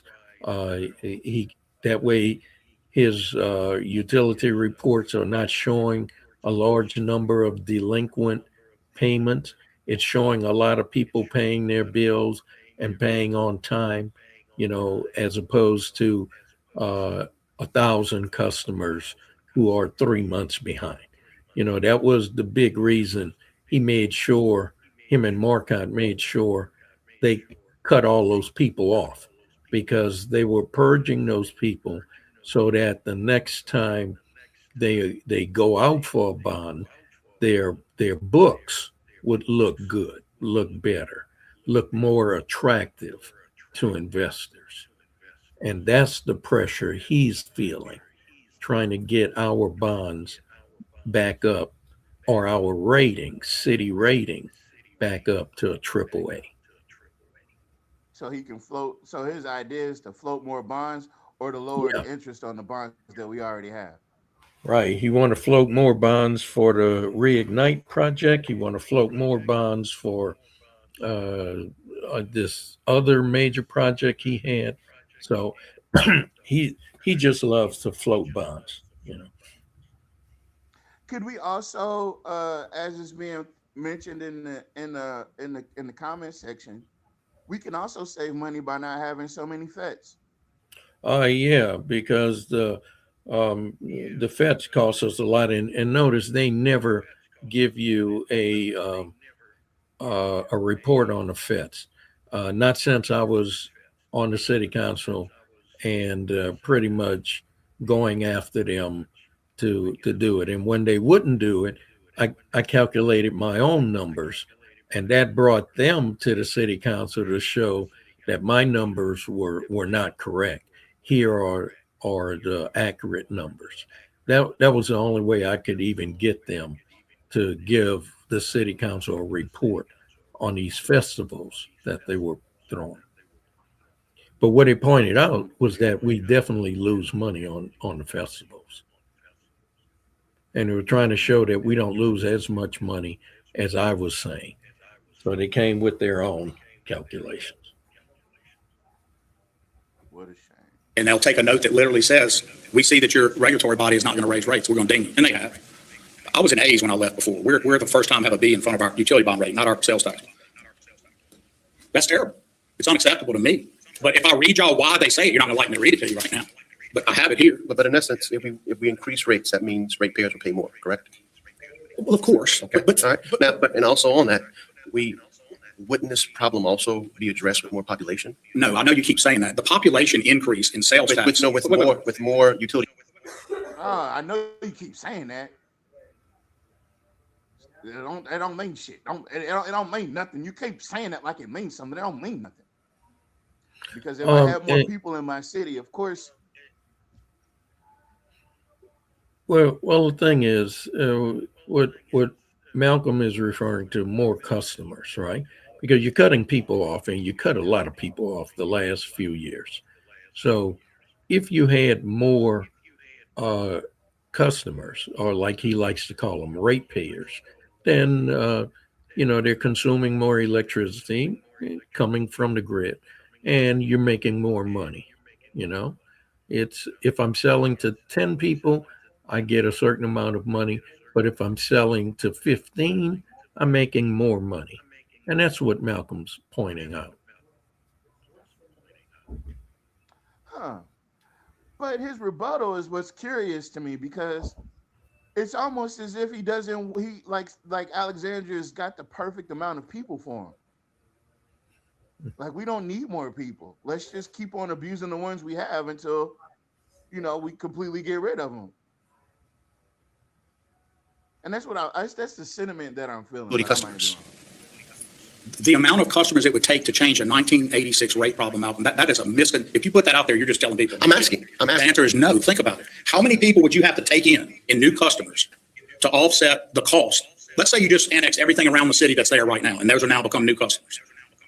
The cost of the payments to the infrastructure failures they have, which is why you haven't annexed them yet, by the way, would so far exceed what you could get in the rate increase, which we've looked at a million times, that it would make it the craziest thing you could ever do.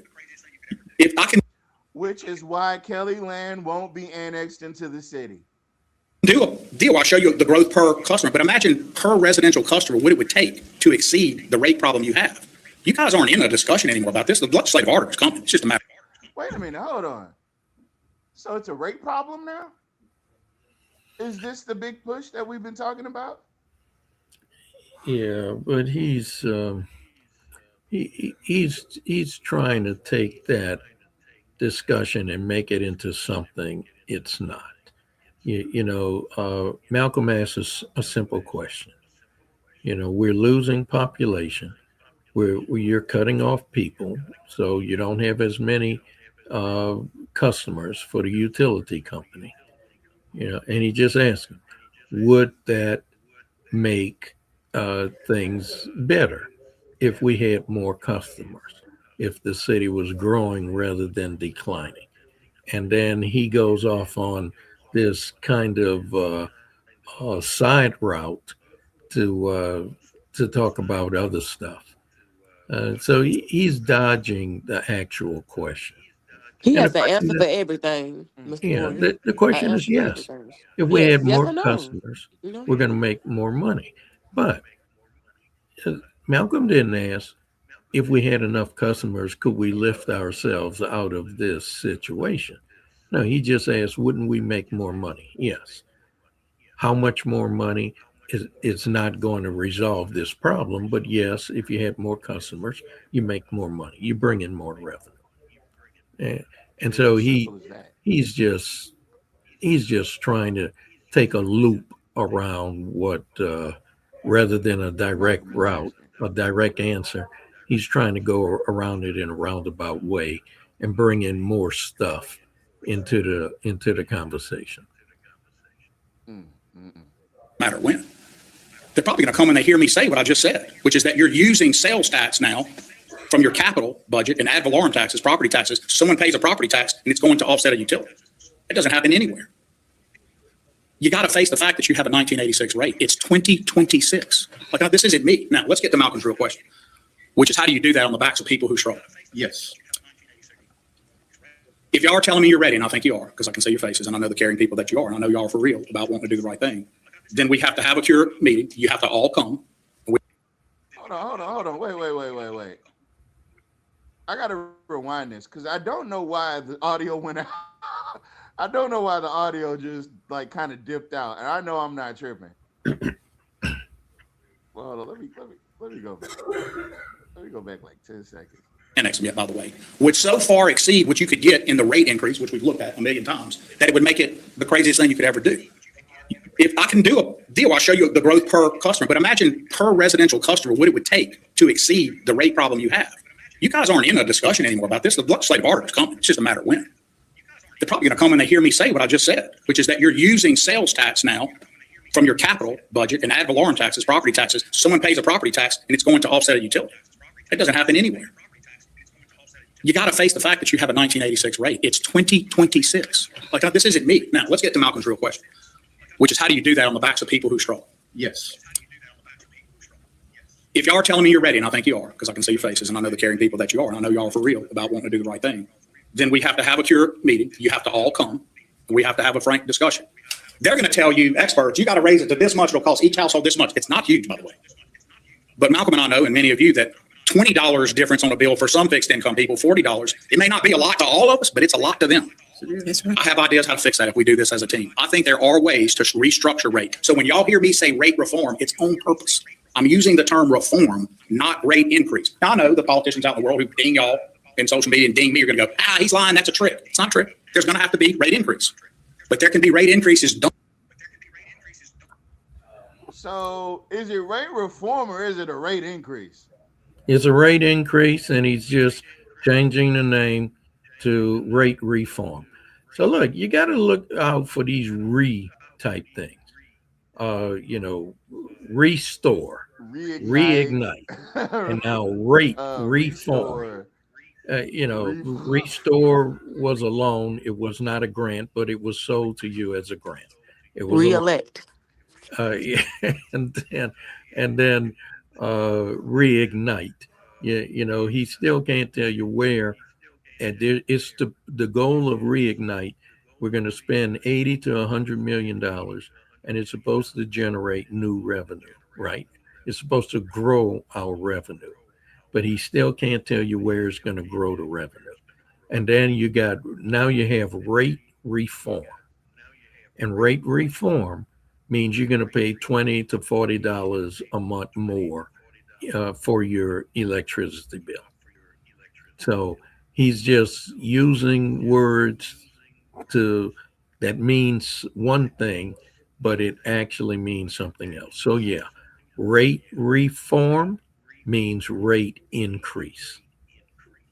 Reignite means no sales tax revenue growth, just expenses and more bond interest that we have to pay. And restore was a loan. It was never a grant. It was never intended to be a grant, but it was sold to you as a grant. So be careful with these programs from Jack Roy. He must think we are not. Never mind. And he thinks we're retarded, is what he thinks. Done in a way on commercial and other things, and create incentives in our classes of people who struggle the most to do things at certain times. I have a whole lot of ways to do that where the hit is negligible. In some cases, almost none. And by the way, you don't have to. So the expert is going to tell you, do this next year, or we're going to keep dinging your bond rating. I get the pressure, but they don't live with what we live with. And so you can also bring things. All right. So now to Mr. Porter's point, that's exactly what Jock just said. That's the pressure. He just called it the pressure. It's the bond rating. And he's putting that pressure on himself.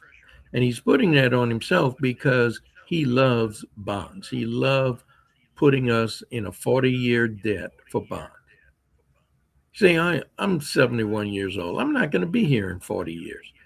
So you younger folks are the ones that's going to be paying that. Those bonds will not mature for another 40 years. If he goes out and get that this year or next year. I would read the comments, but I can't. But just know I see your comments. Up in a different way. And we can get very technical in which rates we adjust when. And we have ideas to do it. So the expert's going to tell you one thing, and then I would like to come behind him and say, I have all that. And my team has all that. Half my team as well. I have all that. But we have a way to do it within what they're saying, but not the way they're saying. Wait a minute. Well, that was embarrassing. This sounds like Restore Part 2, doesn't it? Yeah, that's what I've been saying. We're going to restore? That's what I've been saying. Yes. Jeez. That's a good example. So if we are allowed to vote on the increase of utilities, basically what you're saying is with your project or whatever it may be, it will actually help these customers that, It does help, Cynthia, because we can buy infrastructure, which ultimately helps him. But I know people are going to ding y'all for that. She They're going to say finna that's fall for that shit. I'm sorry. She finna fall for that again. She didn't fall for it. She knew exactly what he was and wasn't saying. Listen, I've removed the air of doubt, the cloak of inevitability. I've removed that from Miss Perry's actions. I am now convinced that Miss Perry is fully and knowledgeable about what is being said, how it's being framed, and exactly what he means. I believe some of these questions, majority of these questions, seem a tad bit performative. Like a follow-up. Right. You're trying to get him to say the thing that you feel the people need to hear him say in order for both of you to achieve what you're trying to achieve, which is basically getting what he wants. So What other utility operates its rate structure at a loss? Can y'all think of one? Well, most cities don't have that utility. Now, wait a minute. I got to run this back because I missed the point. Within what they're saying, but not the way they're saying. So that's a good example. so Go ahead. if we are allowed to vote on the increase of utilities, basically what you're saying is with your project or whatever it may be, it will actually help these customers that, It does help, Cynthia, because we can buy infrastructure, which ultimately helps him. But Cynthia, So don't you no. do it. You fell So for it last no. time and you end up apologizing. So no, ultimately doesn't mean You yes. fell for it last time, Miss Cynthia. Don't you He do said, it. all right. You heard he said ultimately, he did not say yes. He did So not say yes. So that Don't you means, do it, Cynthia. Listen, Cynthia, come I'm on now. asking you, don't you do it. Look, you fell for the restore scam last time, right? And you caught hell for it. You caught hell for it and you regretted it and you said, I'm so sorry to all the ratepayers and blah. You fell for this before. look, Oh, well, yeah. Jack Roy, you saw how he dodged that question. He said Yes. this would ultimately help Hmm. because if you increase the base rate that's in the charter, the city council has to vote on that. And now people have to pay more. Hmm. So more money's coming into the books for utilities. And with that more money coming in, we could get a higher bond rating. And with that higher bond rating, we could go out and float more Float more bonds. bar. And what he's saying, when that money comes in, we were going to do something with infrastructure, which ultimately would help.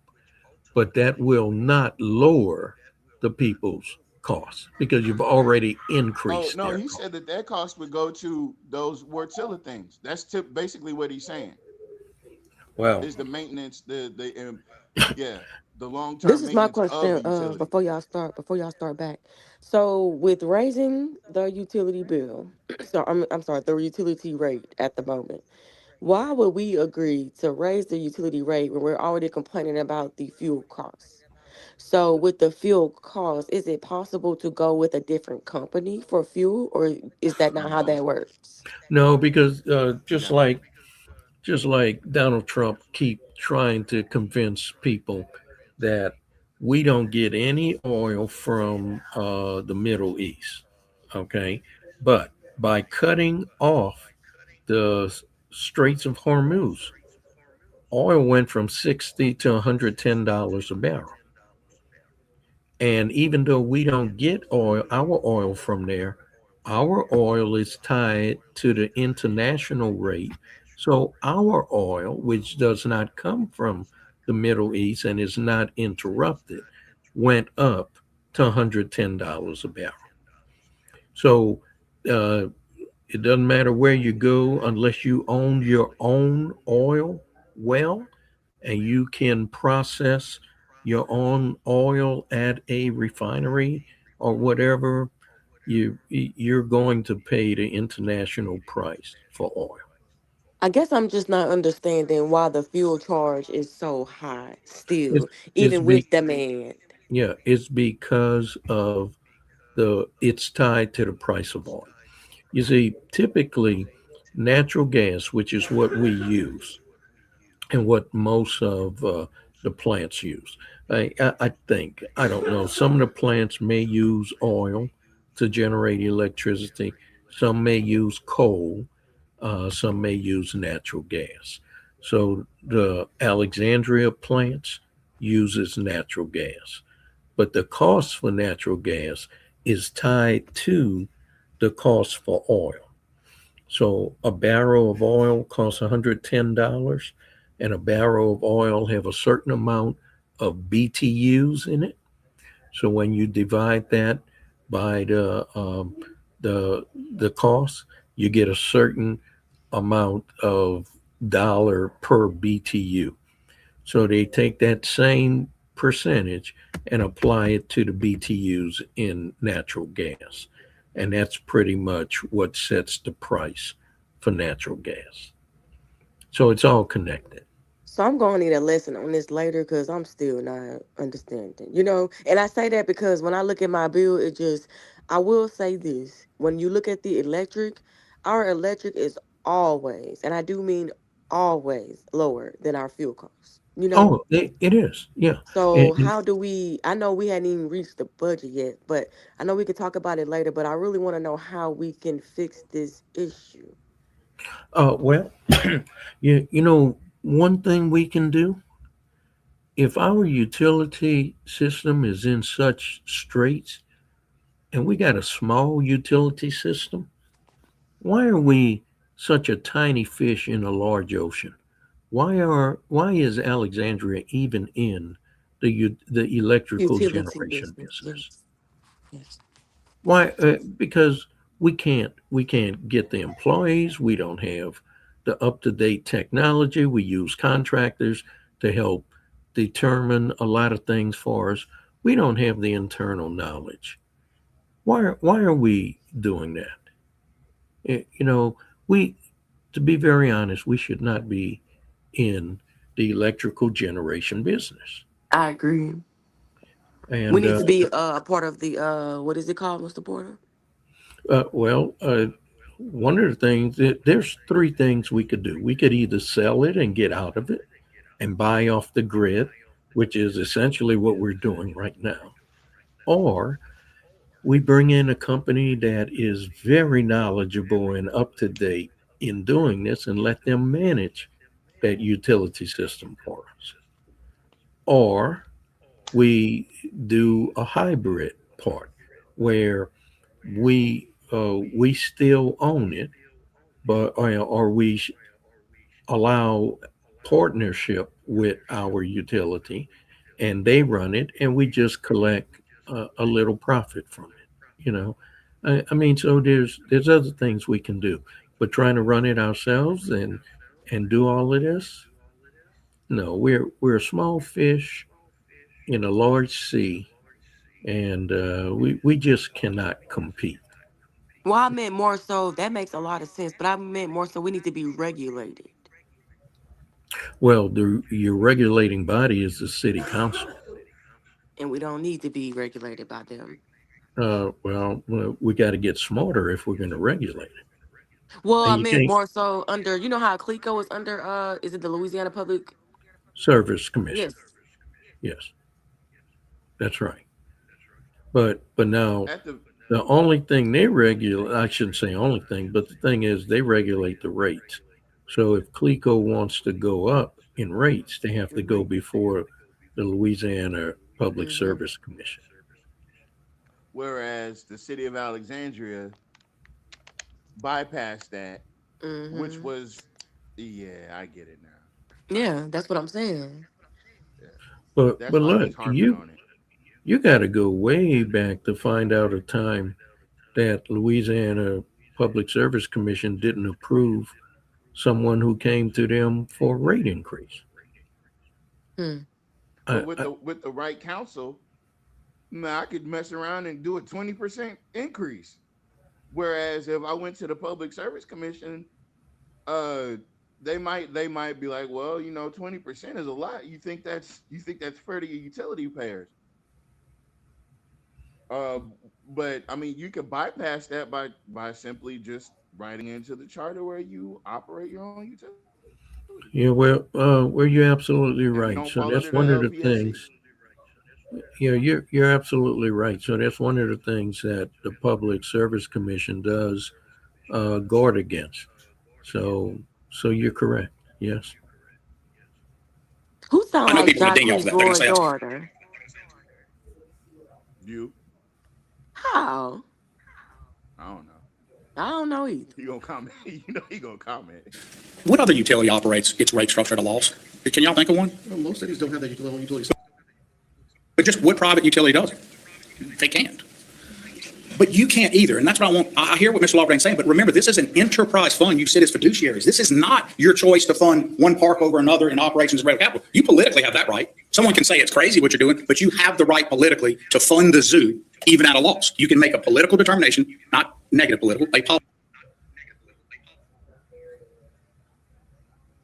Mm-hmm. What? Mm-hmm. Did we just get the truth? At a loss? Did we just get? Did y'all just? Yeah, we got it verbally, but we been had it. Hold on. Let me get that for the kids at home. Listen, y'all, I don't know how we're gonna manage this. The city council meeting. Basically, this is what my plan is for This this man done thing. gave a 'Cause I know there's no whole possible mayor's way to get through briefing. 5 hours of footage, right? So we're gonna take Man. the rest of this show, and we're gonna take Monday's show, and we're going to dedicate it to continually asking these questions that we're asking. I'm not going off. I'm telling you what my intention is, because Tuesday they're going to be voting on the budget. Right.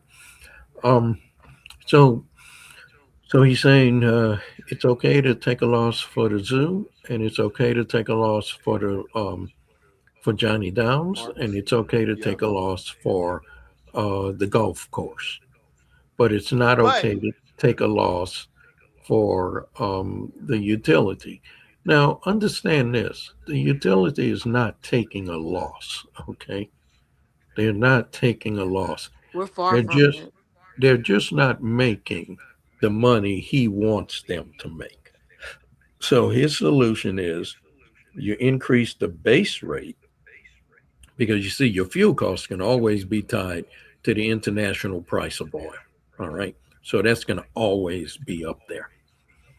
But the electrical costs, he wants to increase that. And that's what he's talking about. Let's increase that. And the city council, he's trying to hammer the city council into doing that. And understand, a lot of the information that he claims he has right there, he has yet to share that with the city council. So he's telling, I'm going to hold a CURE meeting. I forget what CURE stands for. And isn't that Thomas DeVede? And I want all of you to attend. You know, there's some community utility regulation, something. It's one of these committees he put together. He created, because that was what he gave me. He told me about the CURE when we meet. That's where me and Miss Bell went up there, and he gave us that folder for that. He gave us the whole thing, and it's just a board talking about the different things that deals with our utility, basically. Yeah. That's all. So the thing is, you know, he's trying to bully the city council into doing this, claiming that the legislative auditors are going to come and breathe down your throat. It's the city council who has the authority to bring in the legislative auditors. Exactly. That is their responsibility to have the audit conducted of the city finances once a year. So, okay. I'm sorry. Go ahead, Mr. Ford. I'm through. Go ahead. Okay, I just wanted to say real quick. So what the CURE does is they're the ones who's supposed to convince the city council to go up on the rates. That's what David was basically kind of explaining. Is their job is to give them a comprehensive analysis of the reason the rates have to go up. That's what CURE is. That's one of their jobs, is to convince the city council to do the rate increase. And that's exactly what Thomas DeVede did. Yeah, that's what he was doing. He was convincing them to do that when he went through that whole spiel about everything, about how much they need to have that rate increase because they're so behind. Yeah, so the bottom line is he wants to increase he wants the city council to vote to increase the base electrical rates that are in the city charter. He wants the city council to increase. Says, sounds like to me he wants the sharecroppers to work a little more harder. I mean, pick more cotton. I'm gonna leave that there. It's crazy what you're doing, but you have the right politically to fund the zoo. Say it again, Mr. Porter. He wants them to pay more, the sharecroppers to pay more to work the land. Well, even at a loss, you can make a political determination, not negative political, a policy choice to do that because you think it's a good thing. You make a decision every year to fund transportation at a loss, a crazy loss. But that's normal. Hey, I need this guy on the poster. There's no way he said that. These people would have made it home by 10:30 if he didn't give a whole mayor briefing. He Yeah, did. He you're did right. low-key give a mayor's briefing. You're right. This is a mayoral briefing. That's what this is. He hijacked their budget meeting, and he's giving a mayoral briefing. I And would have stopped him at the 7 minute mark. I'm like, oh, Mayor Roy, we have to start the meeting. you know, Y'all, listen, y'all. We're 35 minutes in and haven't touched the budget yet. Man, that is terrible. That's a mayor's briefing. Mr. Turner said that should be a conflict of interest. You getting paid by Jock Roy to tell his story. And I think I get it. It is. I'm taking up for y'all. I'm taking up for you. You make that decision of He said, I'm taking up for y'all. Look, guys, look, I'm not hitting you in the face. I'm trying to swat this fly off your nose. Boy, he is. Hey, I understand how he's had such a long career in this, because this bloviating thing, he's got it mastered. nation at a loss, a crazy loss. But that's normal. It is. I'm taking up for y'all. I'm taking up for you. You make that decision to fund transportation at a loss because we all believe that there's an unknown that isn't measured of getting people to work, getting people to church, getting people that would really hurt the quality of life of the city if we quit doing it. We make that choice. When you sit as a fiduciary. So what would be the hurtful choice of stop funding links on the bayou and the zoo at a loss? Yeah, What's exactly. what's the drawback Yes. in that? Yes. You're talking And about Johnny transportation. Downs. That's way more important than a zoo. Getting people A to B, and that B is not the zoo. That B is not links on the bayou, and the city bus don't even go to Johnny Downs. And not only that, you have your people living in a food desert, so they have no other choice if they don't have transportation but to use the bus to get to appointments and to buy groceries. So his whole stance right now is, I know people are struggling, but fuck them. Over an enterprise fund. You're not sitting as the city council. You're sitting as the rate making authority. You have a different set of duties. And Trey and Jonathan can back that up. It's in case law. It's in statute. It's different. Trey and Jonathan can back it up. All right. I know y'all going to say you're jamming us. You're trying to put the fiduciary thing on us. I've gently said it 3 years in a row. I'm not jamming you. I'm telling you, we've got to sit together and be an honest rate making body, with us honestly advising you on ways to get you there that don't hurt people. I am aware of not hurting people. The idea of what happens in social media, I can't stop that, y'all. They're going to do that to you. They're going to do it to me.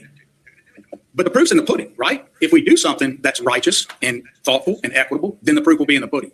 But we can't do it. Wait a minute. What does social media have to do with it? Yeah, We got a stray, y'all. We got our first stray. he's talking about y'all. He's talking about us. Okay. We He's got our talking first about- stray, folks. He's talking about y'all. He's talking about us. And the thing is, he doesn't want the truth to come out. He doesn't want to be transparent. And that's what they'll get from us. They'll get facts, not fiction. They'll get truth, and they'll get transparency. And essentially what he's saying is that I want to go out for bonds, but I can't because our financial sheets are not strong enough. So to make our financial books stronger, we need to increase utility rates, bring in more money, and then I could go out and float these bonds. And that's what this is all about in a nutshell. That's what this is about. I just had an epiphany, Mr. Porter. Listen, y'all. That's what the restore thing was all about. It wasn't about helping you. That was about increasing the bond rating. Yeah, absolutely. And it was wow. and it was a way to siphon the settlement money, which could only go towards paying off bills, because that's how the money was awarded. So that $3 million extra that he has squirreled away, that's the only way he could use it. But to get it back into his pockets was, I will tell you it's a grant. I'm going to give it to you, and that satisfy the eligible uses of that money. But now that I've given it away and I closed the book on this settlement, I'm going to take it back to you. oh, that wasn't a grant. I just let you hold that. That was a loan.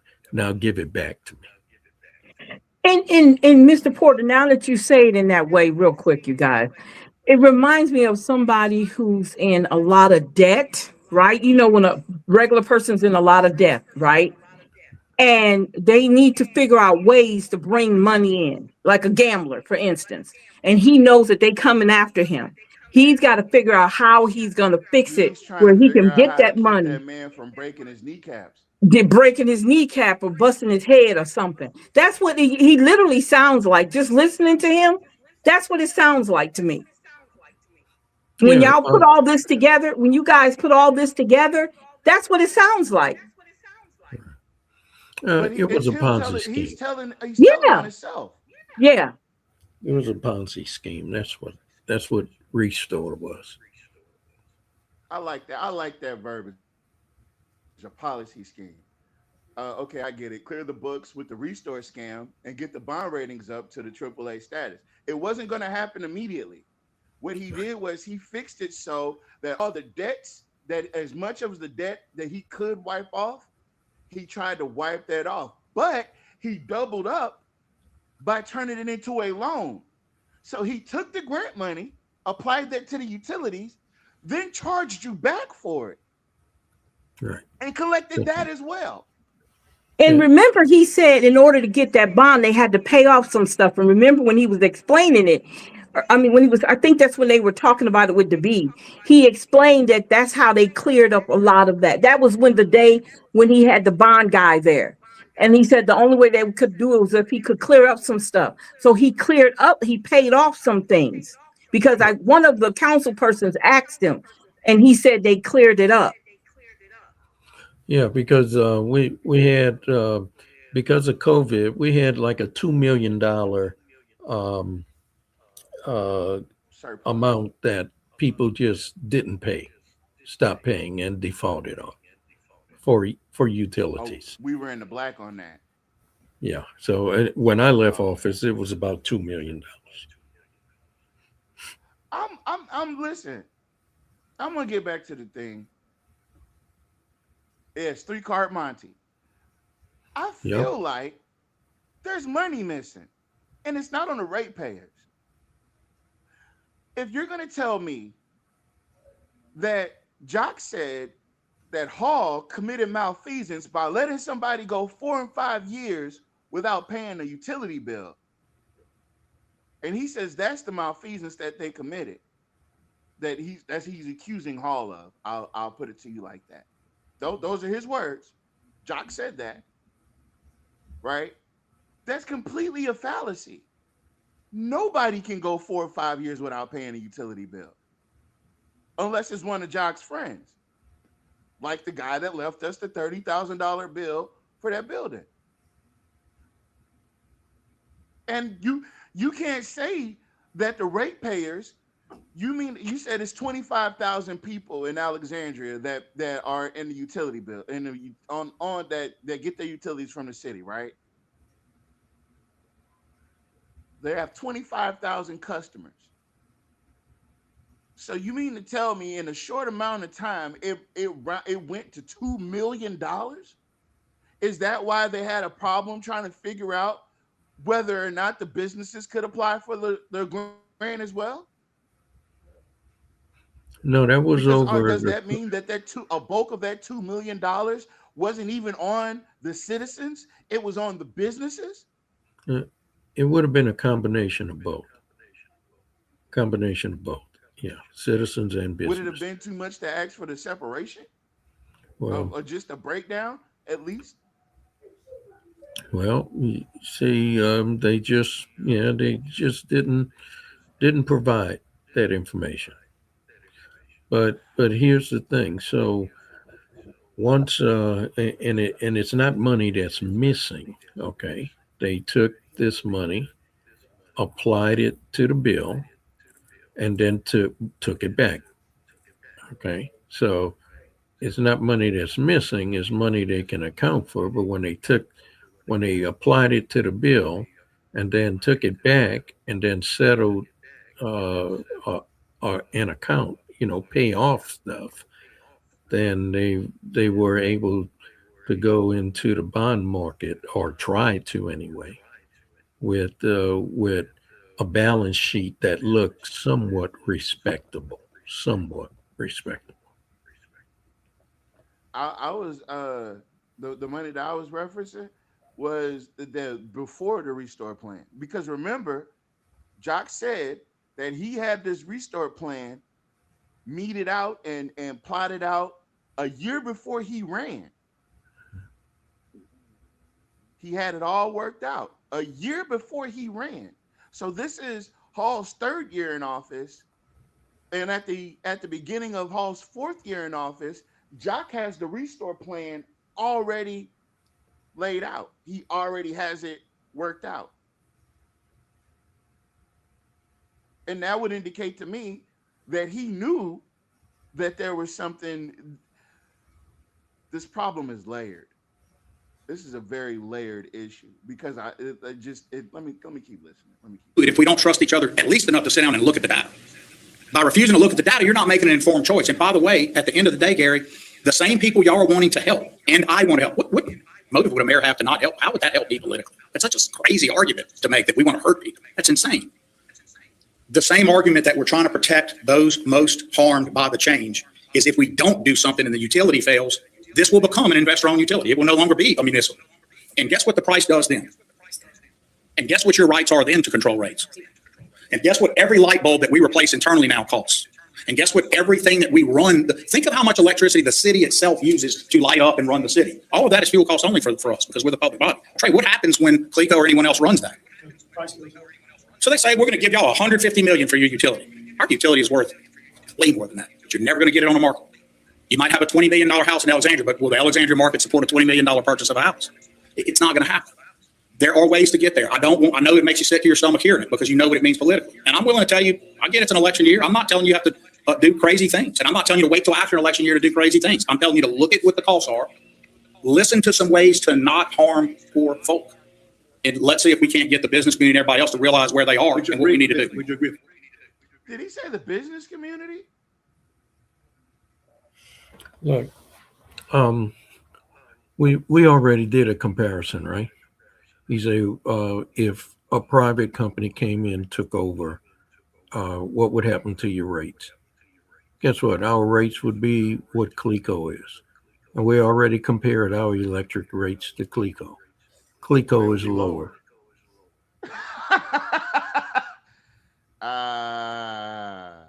But you know what? He's operating and he's speaking under the auspices that other people don't know that. Right. This guy. Affordable housing helps people who are less fortunate. I'll go halfway there. I would say good quality, affordable housing that doesn't lose, that is energy efficient, helps people get there. And I would say you just hit on one of the ways I think we get there, which is if you're willing to do this, we'll give you an incentive rate. That's what we've got to move toward. Very productive incentive-based rates based on behavior. Gary, we have to change people's behavior. If you want to pay a lower rate, we got to get these Negroes in line. He's talking to us like we some dogs at the animals. He's talking to us like we going to boarding school or something. We got to train these monkeys. I don't like how he talking. No, we're going to get more of this. No, sit back. Taking your own fixed income, we've got to get people to move toward, if you're not in the house for the whole peak time, you can't leave your house on 68. I mean, we've got to deal with some of these things. Other utilities do it. They have incentive rates. You can either pay the standard everyone pays, or you can fold into an incentive rate. It's not for everyone. Here's our biggest challenge on, when y'all hear about someone who's got 1,000 square foot house and they have some high bill, that's not past due. It's one bill. I'm going to tell y'all what it is. It's because all their air and everything's flowing out of every seam and every horribly insulated home. That's another place, if we restructure and put some things to it, we can help people. I am 1,000,000% committed to help that group of people who need our help the most and prove it to y'all. I just need you to sit down at your, don't avoid the meeting, come listen, ask good questions, and dig in with me. I think that conversation definitely needs to happen so we have the information. We can see how it's going to practically happen for the citizens. And all right, so I can already tell you who's on board. Lizzie's on board, because Lizzie knows that when she runs in this election come November, that she's safe relatively. right? So she's gonna take up the mantle, right? She's gonna be his spiritual or his head person on this. Cynthia's already tried to pass this off as the new restore bill, and it's gonna help, right? It's gonna help, right? And she's already weighed in. She's safe because she's already been reelected. So all of the people that aren't worried about ain't worried about what people have to say about them. They're all weighing in and saying how good of an idea this is. We're just here simply stating that if this example that he just laid out is completely a false comparison.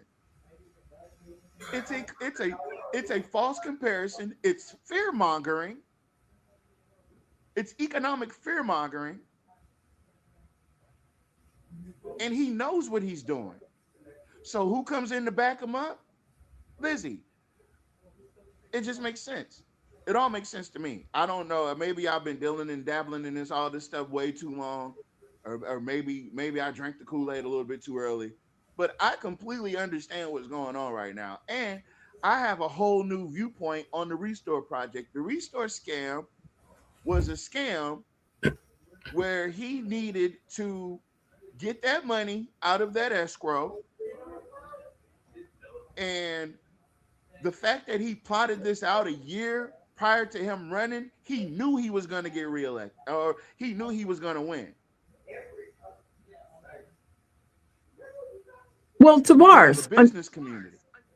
yeah, okay. So so this is what we need to do if we're gonna dig in this real good with the utility thing. We need to find a city similar to Alexandria that has the same setup as Alexandria and see what they do with their ratepayers, quote unquote, their troublesome, quote unquote, ratepayers that don't pay their bills, because that's who he's talking about. He's talking about the ones who don't pay their bills.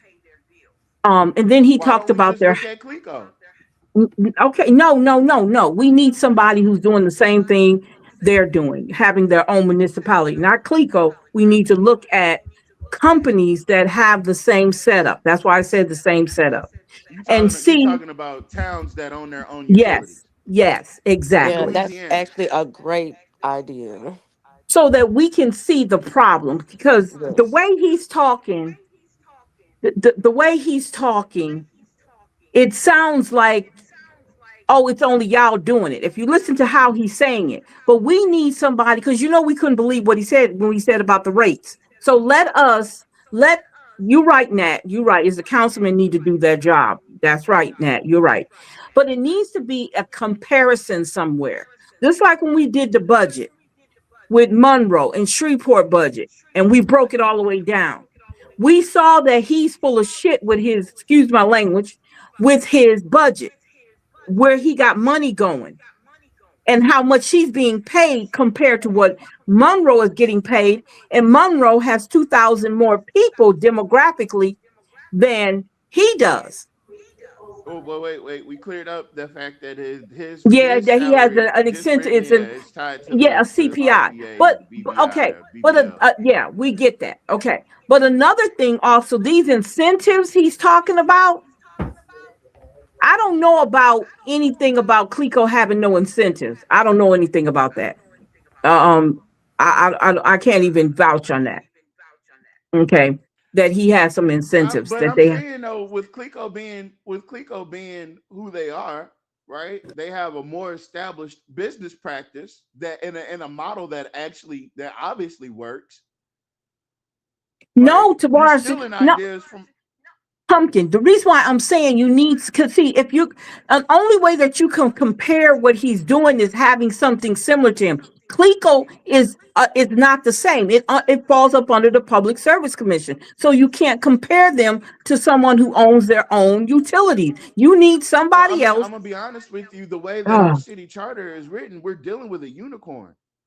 We may be one of a kind in Louisiana. No, we're not. We're not. It's other ones. We're not. Okay. in Louisiana. We're not the only ones in Louisiana that. We gotta find these cities that own their own utilities. And Okay, yeah, that's not. it's not We hard to can do. definitely do that. It Yeah. wouldn't be hard to do. Let's schedule that for next Wednesday show. Let's do the research and let's schedule that Okay. for next Wednesday show. Okay. I'm sorry. No, next Friday show, because Tuesday, Wednesday, Yeah. we're just gonna do the show Tuesday night. We're gonna do Monday, Tuesday, and then we're gonna Uh-huh. skip to Friday. But we Because Tuesday's the yeah. city council meeting. Yeah. And I hope Tuesday's they city don't jump council in. I meeting. hope they don't approve this. I hope they don't come Tuesday and approve this. I think they need more time on this budget. I'll be honest with you. They need more time on this We budget. haven't even gotten to the budget part yet. We're still I doing know, the but mayor briefing section. no, I'm not. I'm knowing that. I'm not talking about on here. I'm just saying in general, I think they need more time on this budget. I really do. I don't think Tuesday should be the day that they check off on this budget. I really don't. Not with all this Yeah, I extra don't talk. trust anything that Jock puts forward. I'm definitely gonna delay it at least 2 council meetings. Yeah, see, that's what I'm with him doing all this talking ahead of time. I don't know why they talking about utilities when they were supposed to be talking about the budget, and About he the brought budget. that up because you know why?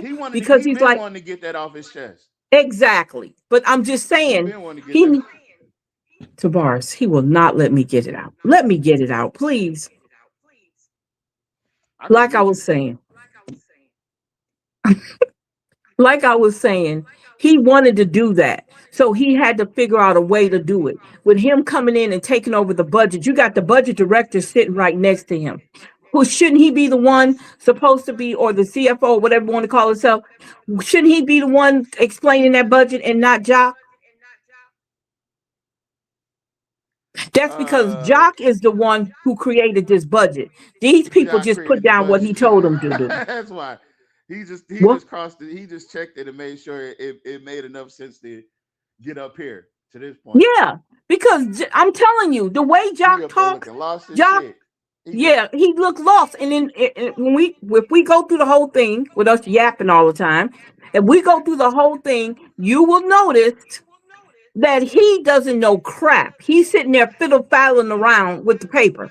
So my thing is, Jock did this, like he runs his administration. They don't do much. He does everything. He really does, because he doesn't want anything to go across his desk that he has not put his hands on. Because anytime he thinks that he got to explain something, why aren't they explaining things to us instead of him? Why is he explaining? Why is he doing a whole mayoral briefing on this budget meeting? Why? He's sick. He's sick of y'all talking about him. That's why. He's sick of y'all. He's sick of y'all always criticize. All you do is criticize. And you're making us look bad in front of company, because how else am I going to be able to float these bonds if y'all here dogging our utilities? Remember he said that? He didn't say it exactly, but he did have a word or two for the people that had something negative to say about those utilities. Hence why you're not allowed to talk about the utilities at the city council meeting. He's going to talk about the utilities at the city council meeting. Lord, I'm gonna pray for Elliot. And when will that? And when? Doesn't have to be a long. Mayor, the commitment to improving housing, that should not be contingent upon a rate increase. We should already be doing that. Well, we are already doing, as you saw from our reports, but you just couched a question to me that's a very lawyerly thing to do, but I never said those words. I never once said our commitment to housing is contingent on that. No, you said that. I did say I didn't that, say that. but it just seems like we need to. We do, but Malcolm, the things you're talking about are minuscule changes that occur only if large swaths of people buy in. You're trying to act like you're doing reverse reasoning here. You're doing some form of induction where you say, if we do this little species of a thing, the whole genus changes. That's not how this works. We're talking about huge amounts of money. I'm not telling you to go bust up into some increase in rates. I'm telling you. This was a war. Jock came prepared. He had his face paint on. He did his little ritual before he came out of his office. He spun around in a circle 3 times. He took a shot of whiskey. He spit that up in the air and he clapped his hands like LeBron. And he put his jacket on. He came down and he sat in that chair and I'm ready to go. I'm ready. We're gonna go to war over this stuff. Malcolm, that's not what I'm saying. And you're lying. You're lying to me, and you're lying to these people. Oh man, Where is the that's very city one of those attorney at? things- He's He went to drinking. go take a He dump over or there. something? He went to go drink that big He old had a jug Coke of break. water. He needed a Coke break. Let me stop. I'm sorry. Yeah, you know, going back to something you mentioned earlier, there is the municipal utility, no, MOU, I'm sorry, MOU, municipally owned utilities. And there's about 2,000 of them in the United States. Okay, some of the big cities are like Los Angeles, Seattle, Nashville, San Antonio, and then you got quite a few in Texas.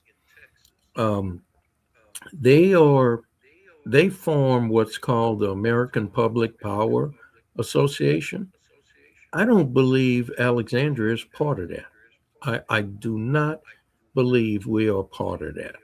But for all the municipally owned utility companies, a lot of them belong to an association. Now in Texas, they got quite a few. You got Austin, San Antonio, Brownsville, Bryan, Texas, Denton, Texas, and they got some other smaller ones. I mean, we could certainly look at them, but Bastrop, the city of Bastrop, at one time owned their own power and light company. I don't know if they still do. Bartlett, Oklahoma. So there's quite a few of them, and if we wanted to do that kind of study and look at that, we can. Now, on a different note, you notice anything that Jules Green bring up or Jack Roy bring up, Malcolm Laverdane brings up, Jack Roy immediately goes on the offensive. He goes on the attack, because he doesn't like anything coming from either of those two persons. He doesn't like a comment. He doesn't like a question. He doesn't like a statement of fact coming from them. And so anytime they present something, he attacks it. And now he's attacking the affordable home thing. So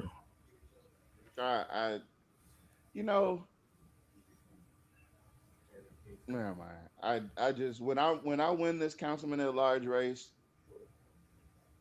it's gonna be different. You know, look at the data and let's surgically figure out where we are. We're on a what's our form? Decreasing block. What is it? Yes, a Declining block.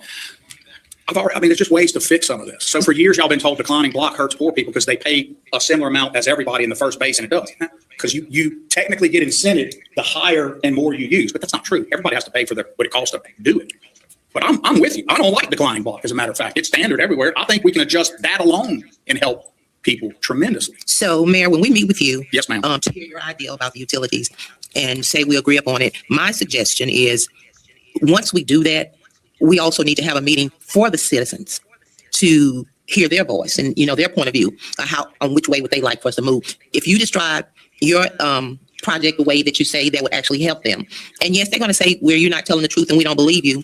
But we have to find a ground where we can meet to make the changes that need to be made to the utilities. Yes, ma'am. And we always do that. And we have to be loyal to our citizens, because it is a struggle for them to pay their utility bills. I have a 94-year-old uncle on a fixed income.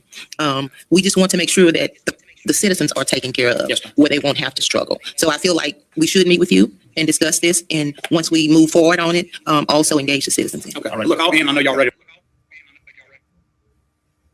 All right, so if you pay attention, right, this camera angle just showed you somebody just walked up to this lady, handed her 2 slices of paper. She handed one to him.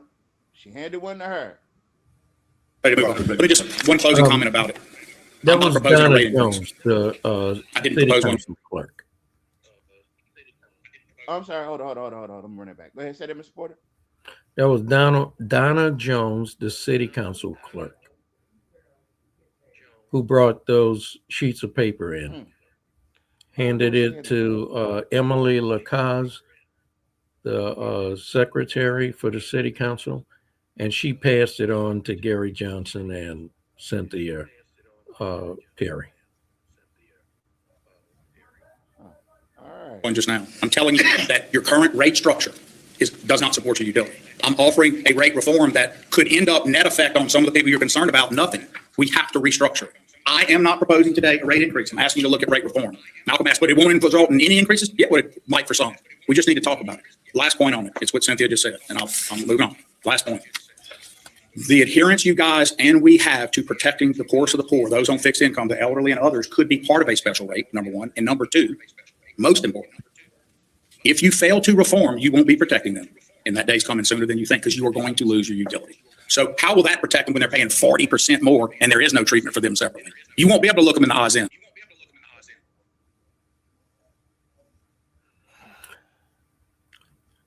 $40% more? You know what?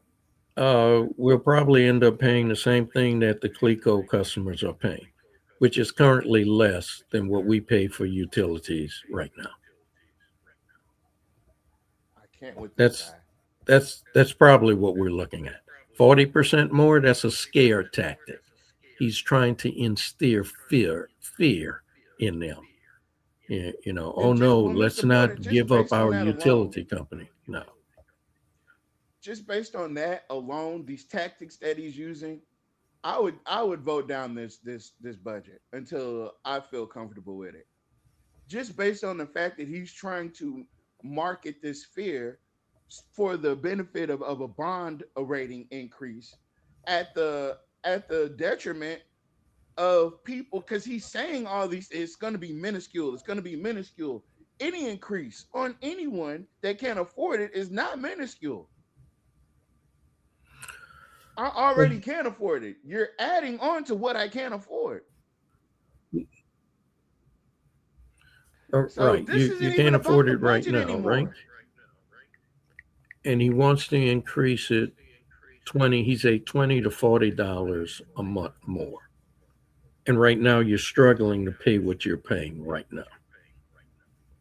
But the solution, he says, is not to lower it, is to increase it. A rising tide rate. So if you pay 20% more, that's $20 more.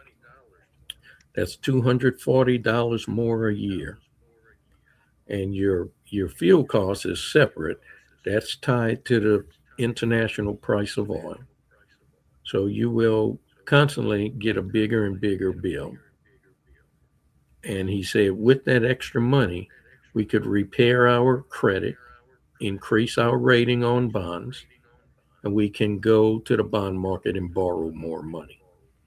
And with that money, we can make some infrastructure improvements. And that'll benefit everybody. It will not lower your utility bills, but it'll benefit you in some other ways. And he never specified what those ways are. So this is, I tell you what, he should have been a medicine man in a traveling show, because he's like a gypsy trying to sell us worthless trinkets for a lot of money. He's a snake oil salesman. Exactly. That's what he is. I did That's the math exactly just what now. he is. You said it's at 240 annually, and you got 25,000 approximate ratepayers. The number I got is 6. If you multiply those things, you got 600,000. Is that 6 million? That's 6 million. If it's 6 zeros behind it, it's 6 million. I can't even, my eyes done went cross for so many. 1, 2, 3. Yeah, that's 6 million. So he's looking to squeeze another 6 mil out of the contingency, right? And remember, he wanted to get another 6 million out of a property tax. So what he's saying now is that y'all living off your property tax, your sales tax and your property taxes. That's basically what he's trying to say, right? That's what he's saying. And we're taking money from those two and supplementing the utility company. That's what he claims. Yes. But where's the proof of that? He hasn't submitted anything. Oh, okay. I got you. Okay. He's just telling them that, Oh. and early in his briefing, he said he can provide those reports to them, but he has not given them those reports at all. Oh, okay. So you have to take his word for it. Okay. Trust me, bro. Okay. I'm gonna give him another 15 seconds of this, and then we're gonna let It will be these days where that's decided. I mean, like I said, I've had people contact me to listen, we don't share your utilities, what about your gas, your water, what about everything? What's gonna happen? Boom, rate increase. You know, we control it right now. We have to do what's fair for what's best for the citizens, but also what's best for the city. We're here to protect the city as well as protect the citizens. This budget proposes no change in rate to balance, so it's not in front of you today. Okay. Come on. All right. I'm gonna- Golly, man, where you been? He done came in with a Red Bull and a Monster and his tablet. I guess he He had needed something a else nap. to do. That's what it was. He needed a nap. He had something Whenever they drinking them Red Bulls, believe me, okay? That shit kicking in. I I'm love Red about to Bull. turn it over. And first, let me ask you, Mr. Chair, how would you envision the 2 days go? What's the order you'd like? And let's figure out so we can allocate time right. So my main thing is everybody I haven't spoken to other people on council is to get to our projects, where our projects are, our capital projects. Let's do capital first, because I think that's where the most discussion will occur, and it's fine. Yeah. We're gonna stop there. You know what, guys? This was not Gary Johnson's meeting. No, This was No Jock way. Roy's mayor's briefing. it was a Jock Roy's meeting, and when Lee Rubin was there last year, they held one meeting for 20 minutes, and that was it. And the year before, they didn't hold any meetings. Now, last year, Jock Roy didn't even put the budget on the internet where people could download it.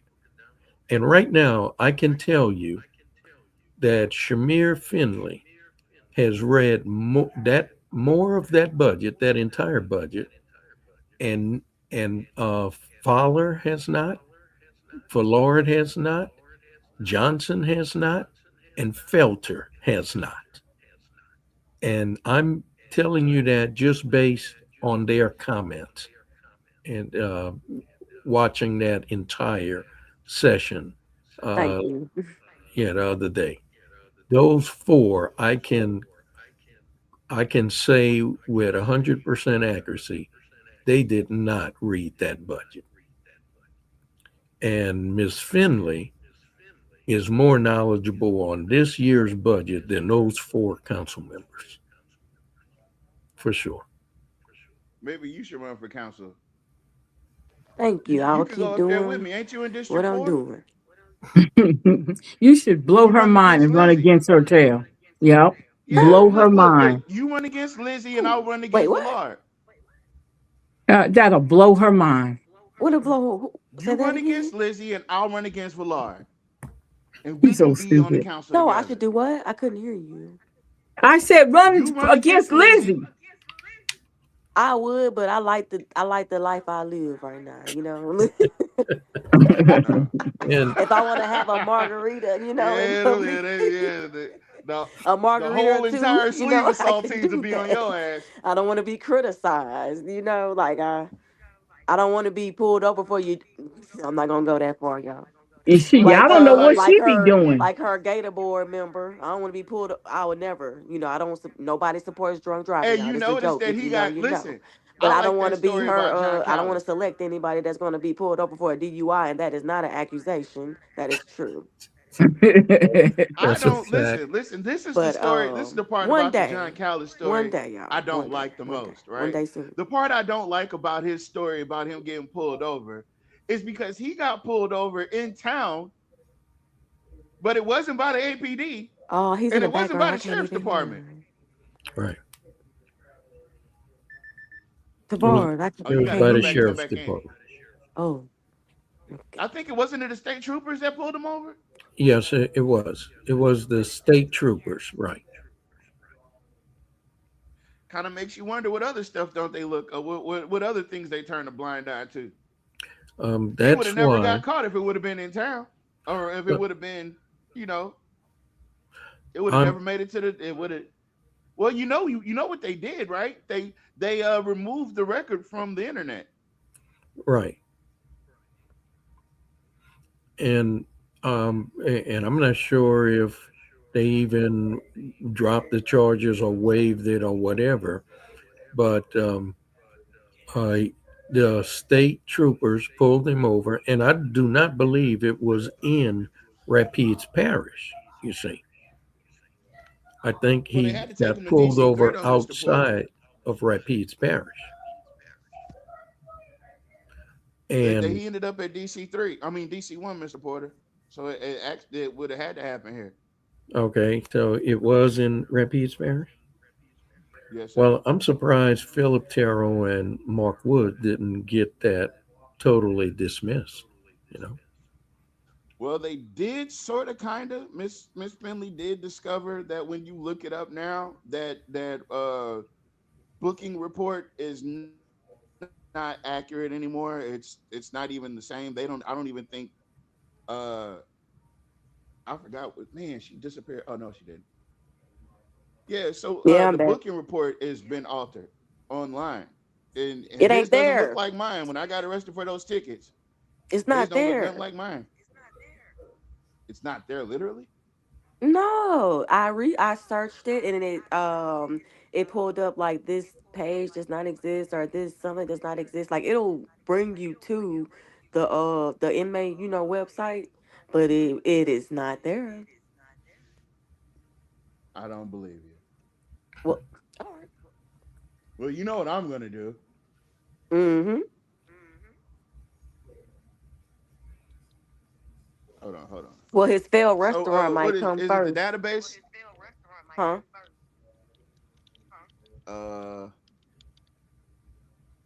Rapides Parish. Is that Oh, very important right now? Is that really important? Oh no, what? of It's course. free Yeah, speech no, this Friday. is the end of the show. Yeah, we're done. We're gonna revisit this. Even when you Google it, it doesn't pull up anything. Mm-hmm. Boy, oh boy, He must have got Johnny Cochran, huh? Johnny Cochran dead. So what that mean?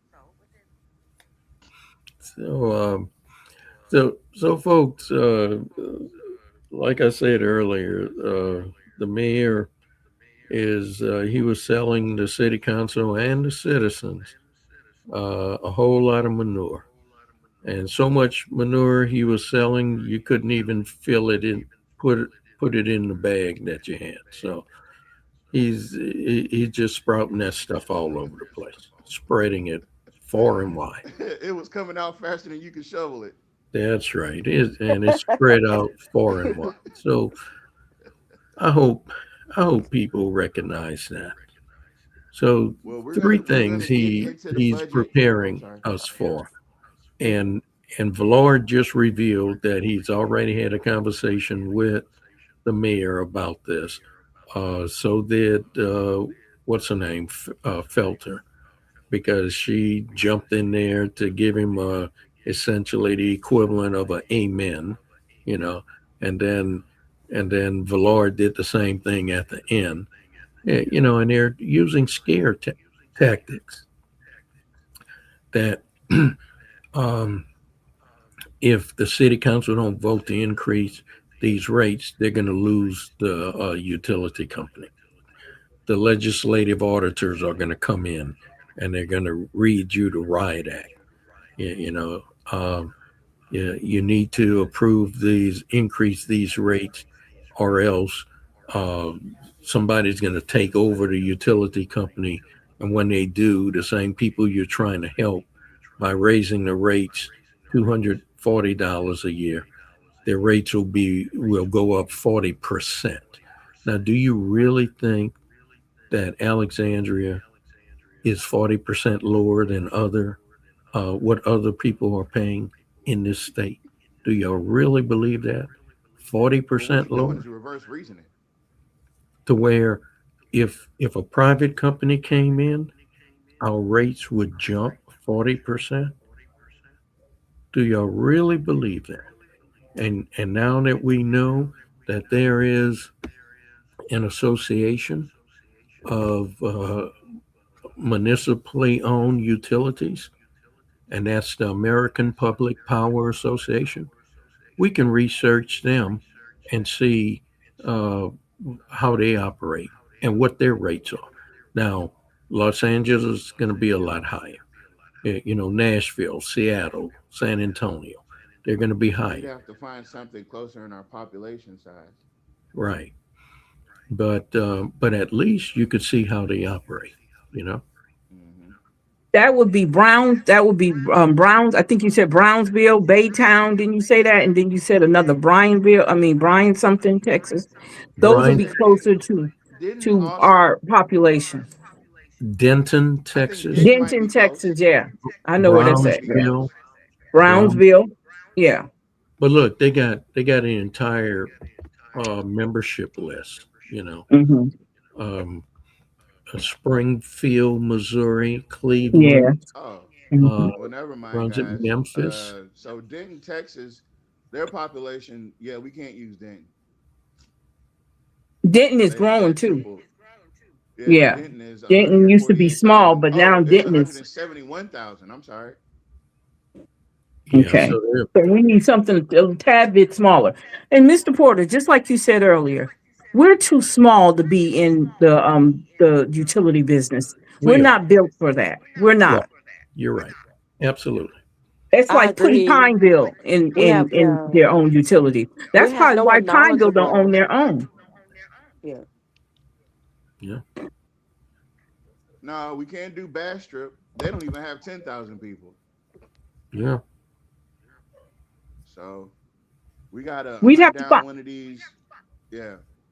something as close as we can get to it, and see how their system is set up and how do they handle people who don't pay, are not able to pay their bills. We need to look at, even maybe they have a utility bill you can look at, an example of a utility bill, because I just don't believe the bull crap coming out of Jock's mouth. I just Yeah. don't believe it. I'm sorry. I just don't But just believe like it. Nat said, we doing their job.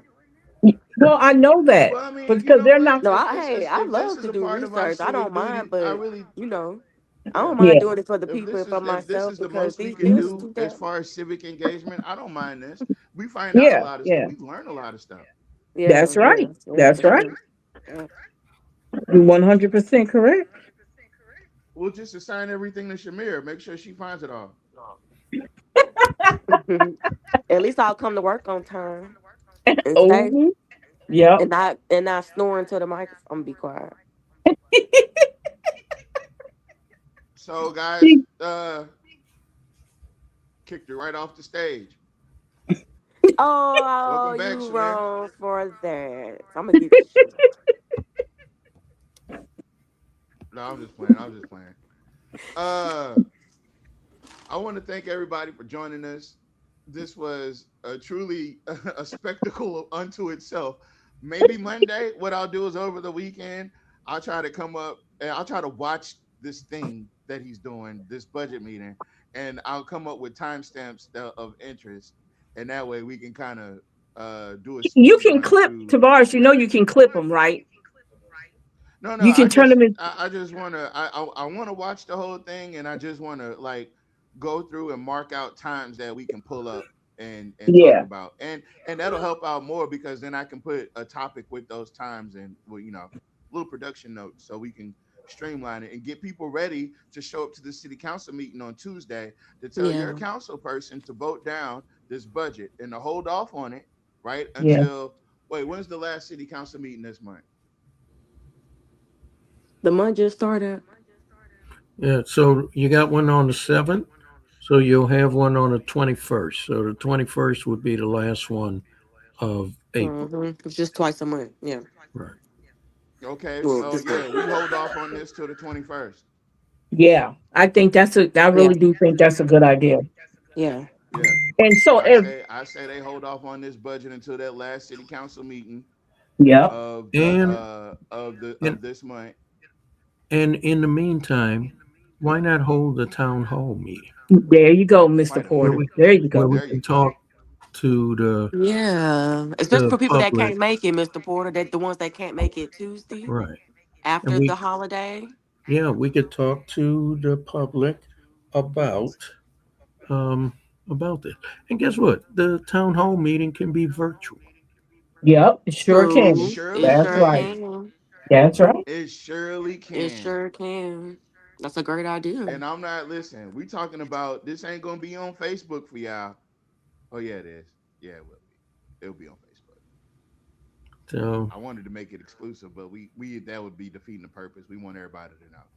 Yeah. but So let's look at let's watch what happens Tuesday, right?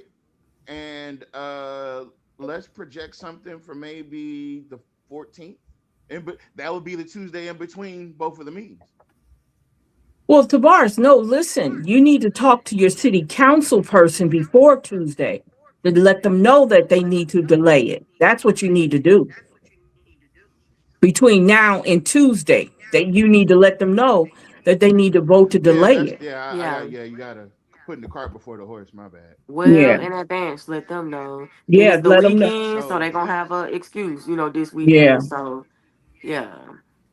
You need to let them know this to budget, as vote. we pass it as is, this budget will cause under these auspices and given the fact that he's so combative about all these points that the Mr.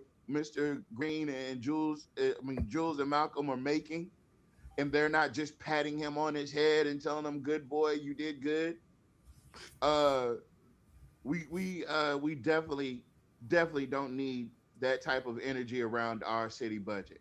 And if you need a Um, template, like if y'all need a template, I can make one for you, and get the advice from, the team and whatnot. I can make a template. I'll post it on YSKT. I'll post it on my page. I'll send it to everybody on here. That way you can all just, put your name on there, whatever, and just send it to them. If you don't know what to say, we'll make a template for you. and you could really have 3 town halls in one day. You could have one in the morning, you could have one in the afternoon, and one in the evening. Yep. And So that's three everybody different council can people. take. That's three Yeah. different council people.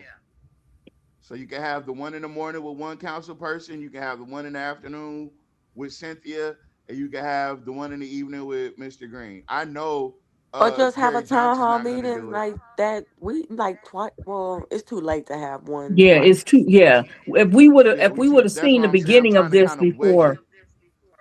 Yeah. But I you know want to what wedge also it be in a great between the idea, two. y'all? If they Okay. have a town hall meeting at least monthly. You Yeah, know, that's what we had. Yeah, we told them that. monthly. Yeah, we told them For about people that. that can't make those meetings, because it's actually I've read comments on several, pages. There's people that actually want to go, but they have a schedule that's well, made in advance. So they can't make it, It wouldn't hurt the community to meet up or or to have a town hall meeting at the mid-month of every month in between council meetings. Yes. If you got a council meeting at the beginning of the month and you got one at the end of the month, have a town hall meeting in between them. Yes. That's how you learn what the citizens in your district wants and Yeah. need. It's that Yeah. simple. Because right now, what it Wait a looks minute. like Wait a is we're minute. just Wait a minute. go ahead. Shh. Jacques Roy said town hall meetings are nothing but places where we complain about everything. And Jacques also said that the restore plan was not a loan. He didn't actually say that. I'm Jock just also being hired Michael facetious. Marcotte. Jock also hired Jared King. Jock also hired Crutchfield. He also brought back Trey Gist after the council removed him. Jock is not but his track record on decisions and statements aren't is not that good. Even in he this one hired little meeting that Marcotte. we're having right now. He didn't fire And he bought Marcotte. back. Marcotte got that bag and he dipped. I said hired. Okay. Oh, And also the CPA firm that Yes. the what's the name had let go, he brought her back when he came back so they can watch them books. yeah. This Payne and guy's track Harrington. record isn't so. Yeah. Yeah, Yeah. Payne and Harrington. Yeah, he brought them back Yeah. after they yeah. And That's so they can also, watch them books. yeah.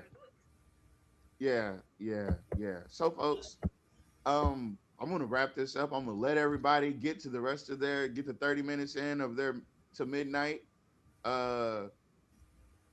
Some people say the moon landing is fake. I say, who was there to set up the camera when they got off the shuttle? But that's neither here nor there. You stupid. Oh Lord. Mr. Porter, aren't you on vacation? I'm in Dallas, Texas for Easter with the grandkids and the family. Oh, okay. Oh, Yeah. with the bunnies. So Yeah. what you doing hanging out with us for the last 3 or 4 I hours? know, right? What the hell? Shouldn't you be hiding eggs or No, something? the kids Oh, asleep, yeah. baby. Yeah, The kids well, asleep. we got tomorrow to do Oh, that, okay. tomorrow evening. Yeah. Okay. Oh, Okay. But Okay. I spent just about the entire day with them. So they're all Oh, asleep okay. right now. Okay. He wore 'em out. Oh, look at the grandpa Paul. The baby He's a bunnies. family man, guys. A real And I- family man. And I'm He's a real having family. I'm having a ball. Yeah, he love his They- family and his family love him. Yeah, There I'm you go. having a ball because they're off, this week for Mhm. Easter, and we got in the swimming pool even though it was kind of cold. We went Uh-huh. ride bikes, we played games, we did all kind of stuff all day Oh today. yeah, that's hot. I bet your daughter is happy. Yeah, Nice. so it's good. It's good. Okay, Tavares, you got to go down the line and tell everybody good night. I can't read. Okay. Let's see. Let's go back up to the top. Got Nat. We got Jessica. We got Miss Linda Bell was here. We got Miss Tamara. Miss Tamara. We got Miss Jackson was here. Brother Roy Lee was here. All right. Oh, Yeah, y'all. I Hang showed in up. there. Miss Latasha came through. Miss Jeannie All right. Warren was here. All right. There we go. That sounds nice. That's right, Miss Battles. He's a gypsy. He's a carny. he's a carny. That's what No, it is. he's a Step carpet right up, bagger. Step right up. He's a Person, carpet bagger. Yeah, no, he's not a carpet bagger. Carpet baggers weren't that bad. Matter of fact, that sounds kind of like a slur, but it's not a slur. But carpetbaggers, little known fact, carpetbaggers were people that moved from the north to the south after the end of the Civil War, and that instead of calling them Yankees and carpetbaggers were like one and the same. Which carpetbaggers sounds like man, but I'm very cautious of anything from that era ending in ER or even having 2 G's and an ER in it. Tavares, you I'm stupid boy. drinking out the Kool-Aid jug while everyone is gone. You better not. Just make you a giant cup of Kool-Aid. Oh, you know what he's talking about doing? He talking about the one in the refrigerator. You know how the kids drink out the jug? Throw a bunch of ice cubes in it and throw that bad boy on the dresser. That way it's always ready. Or put a miniature Man. refrigerator in your bedroom. Put a mini fridge. He's probably got a mini fridge. You're right. But just don't get nothing that looks like what Jonathan Goins had, because that boy looked like he was drinking out of a bubble. he looked like he was drinking out of a fishbowl. And I don't know how they can drink them doggone energy drinks like that. Woo, Lord. That's that liquid crack. I love Red Bull though. I absolutely love Red Bull. I don't drink it all the time. I not mix it. It's either coffee, like when I'm really busy. It's either a coffee or a Red Bull, but it's not. I alternate, and I can't have it often because you'll have the shakes or sometimes the coffee is too Yeah, they strong, have you for me. addicted. That So taurine, yeah, that green You number better look 5, at that them that junk ingredients in is. that them energy drinks. They man, it's eating it. good. They eating your insides out. Well, guess what? Pause. I bet Let's y'all go ahead make and it to wrap this show up because 95. that you can't say that on here. That's not that. Don't do that. Oh, that didn't come All out right, right. I'm guys. sorry. I'm It did sorry. I not. apologize. Absolutely. Absolutely. You guys, good night. I thank you guys for joining us. Appreciate you, Miss Finley. Thank you, Mr. Porter. Appreciate y'all. Or as Miss Jessica calls you, Mayor Porter. Yeah. Oh, Yeah. And Shamir, we got to talk about it on the back end because I really do feel like I got a chance at running the councilman at large. I think I I can think you beat do Jim too. Farrar. Actually, I think I can beat him.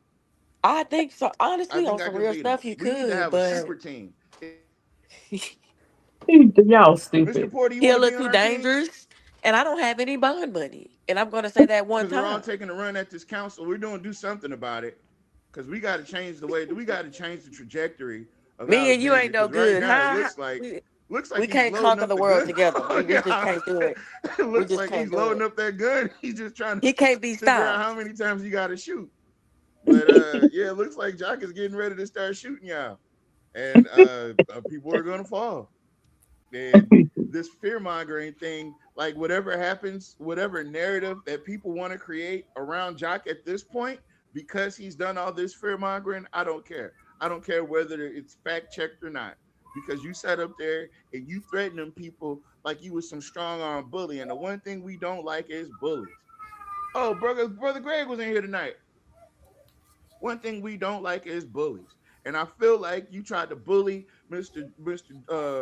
Jules and you tried to bully Malcolm into seeing things your way, even though your way didn't make any sense at all. And all those people that had all those side comments and those works of approval and those adoration words that they used, and I think it's just something good. Yeah, they're complicit. Yeah, they're absolutely complicit in this criminal act. I want to Absolutely know. I want to complicit in ask this the criminal honest question: did each and every one of them actually read the budget and understood it? That's what I. That's the answer I want. all 300 pages or just the first 10?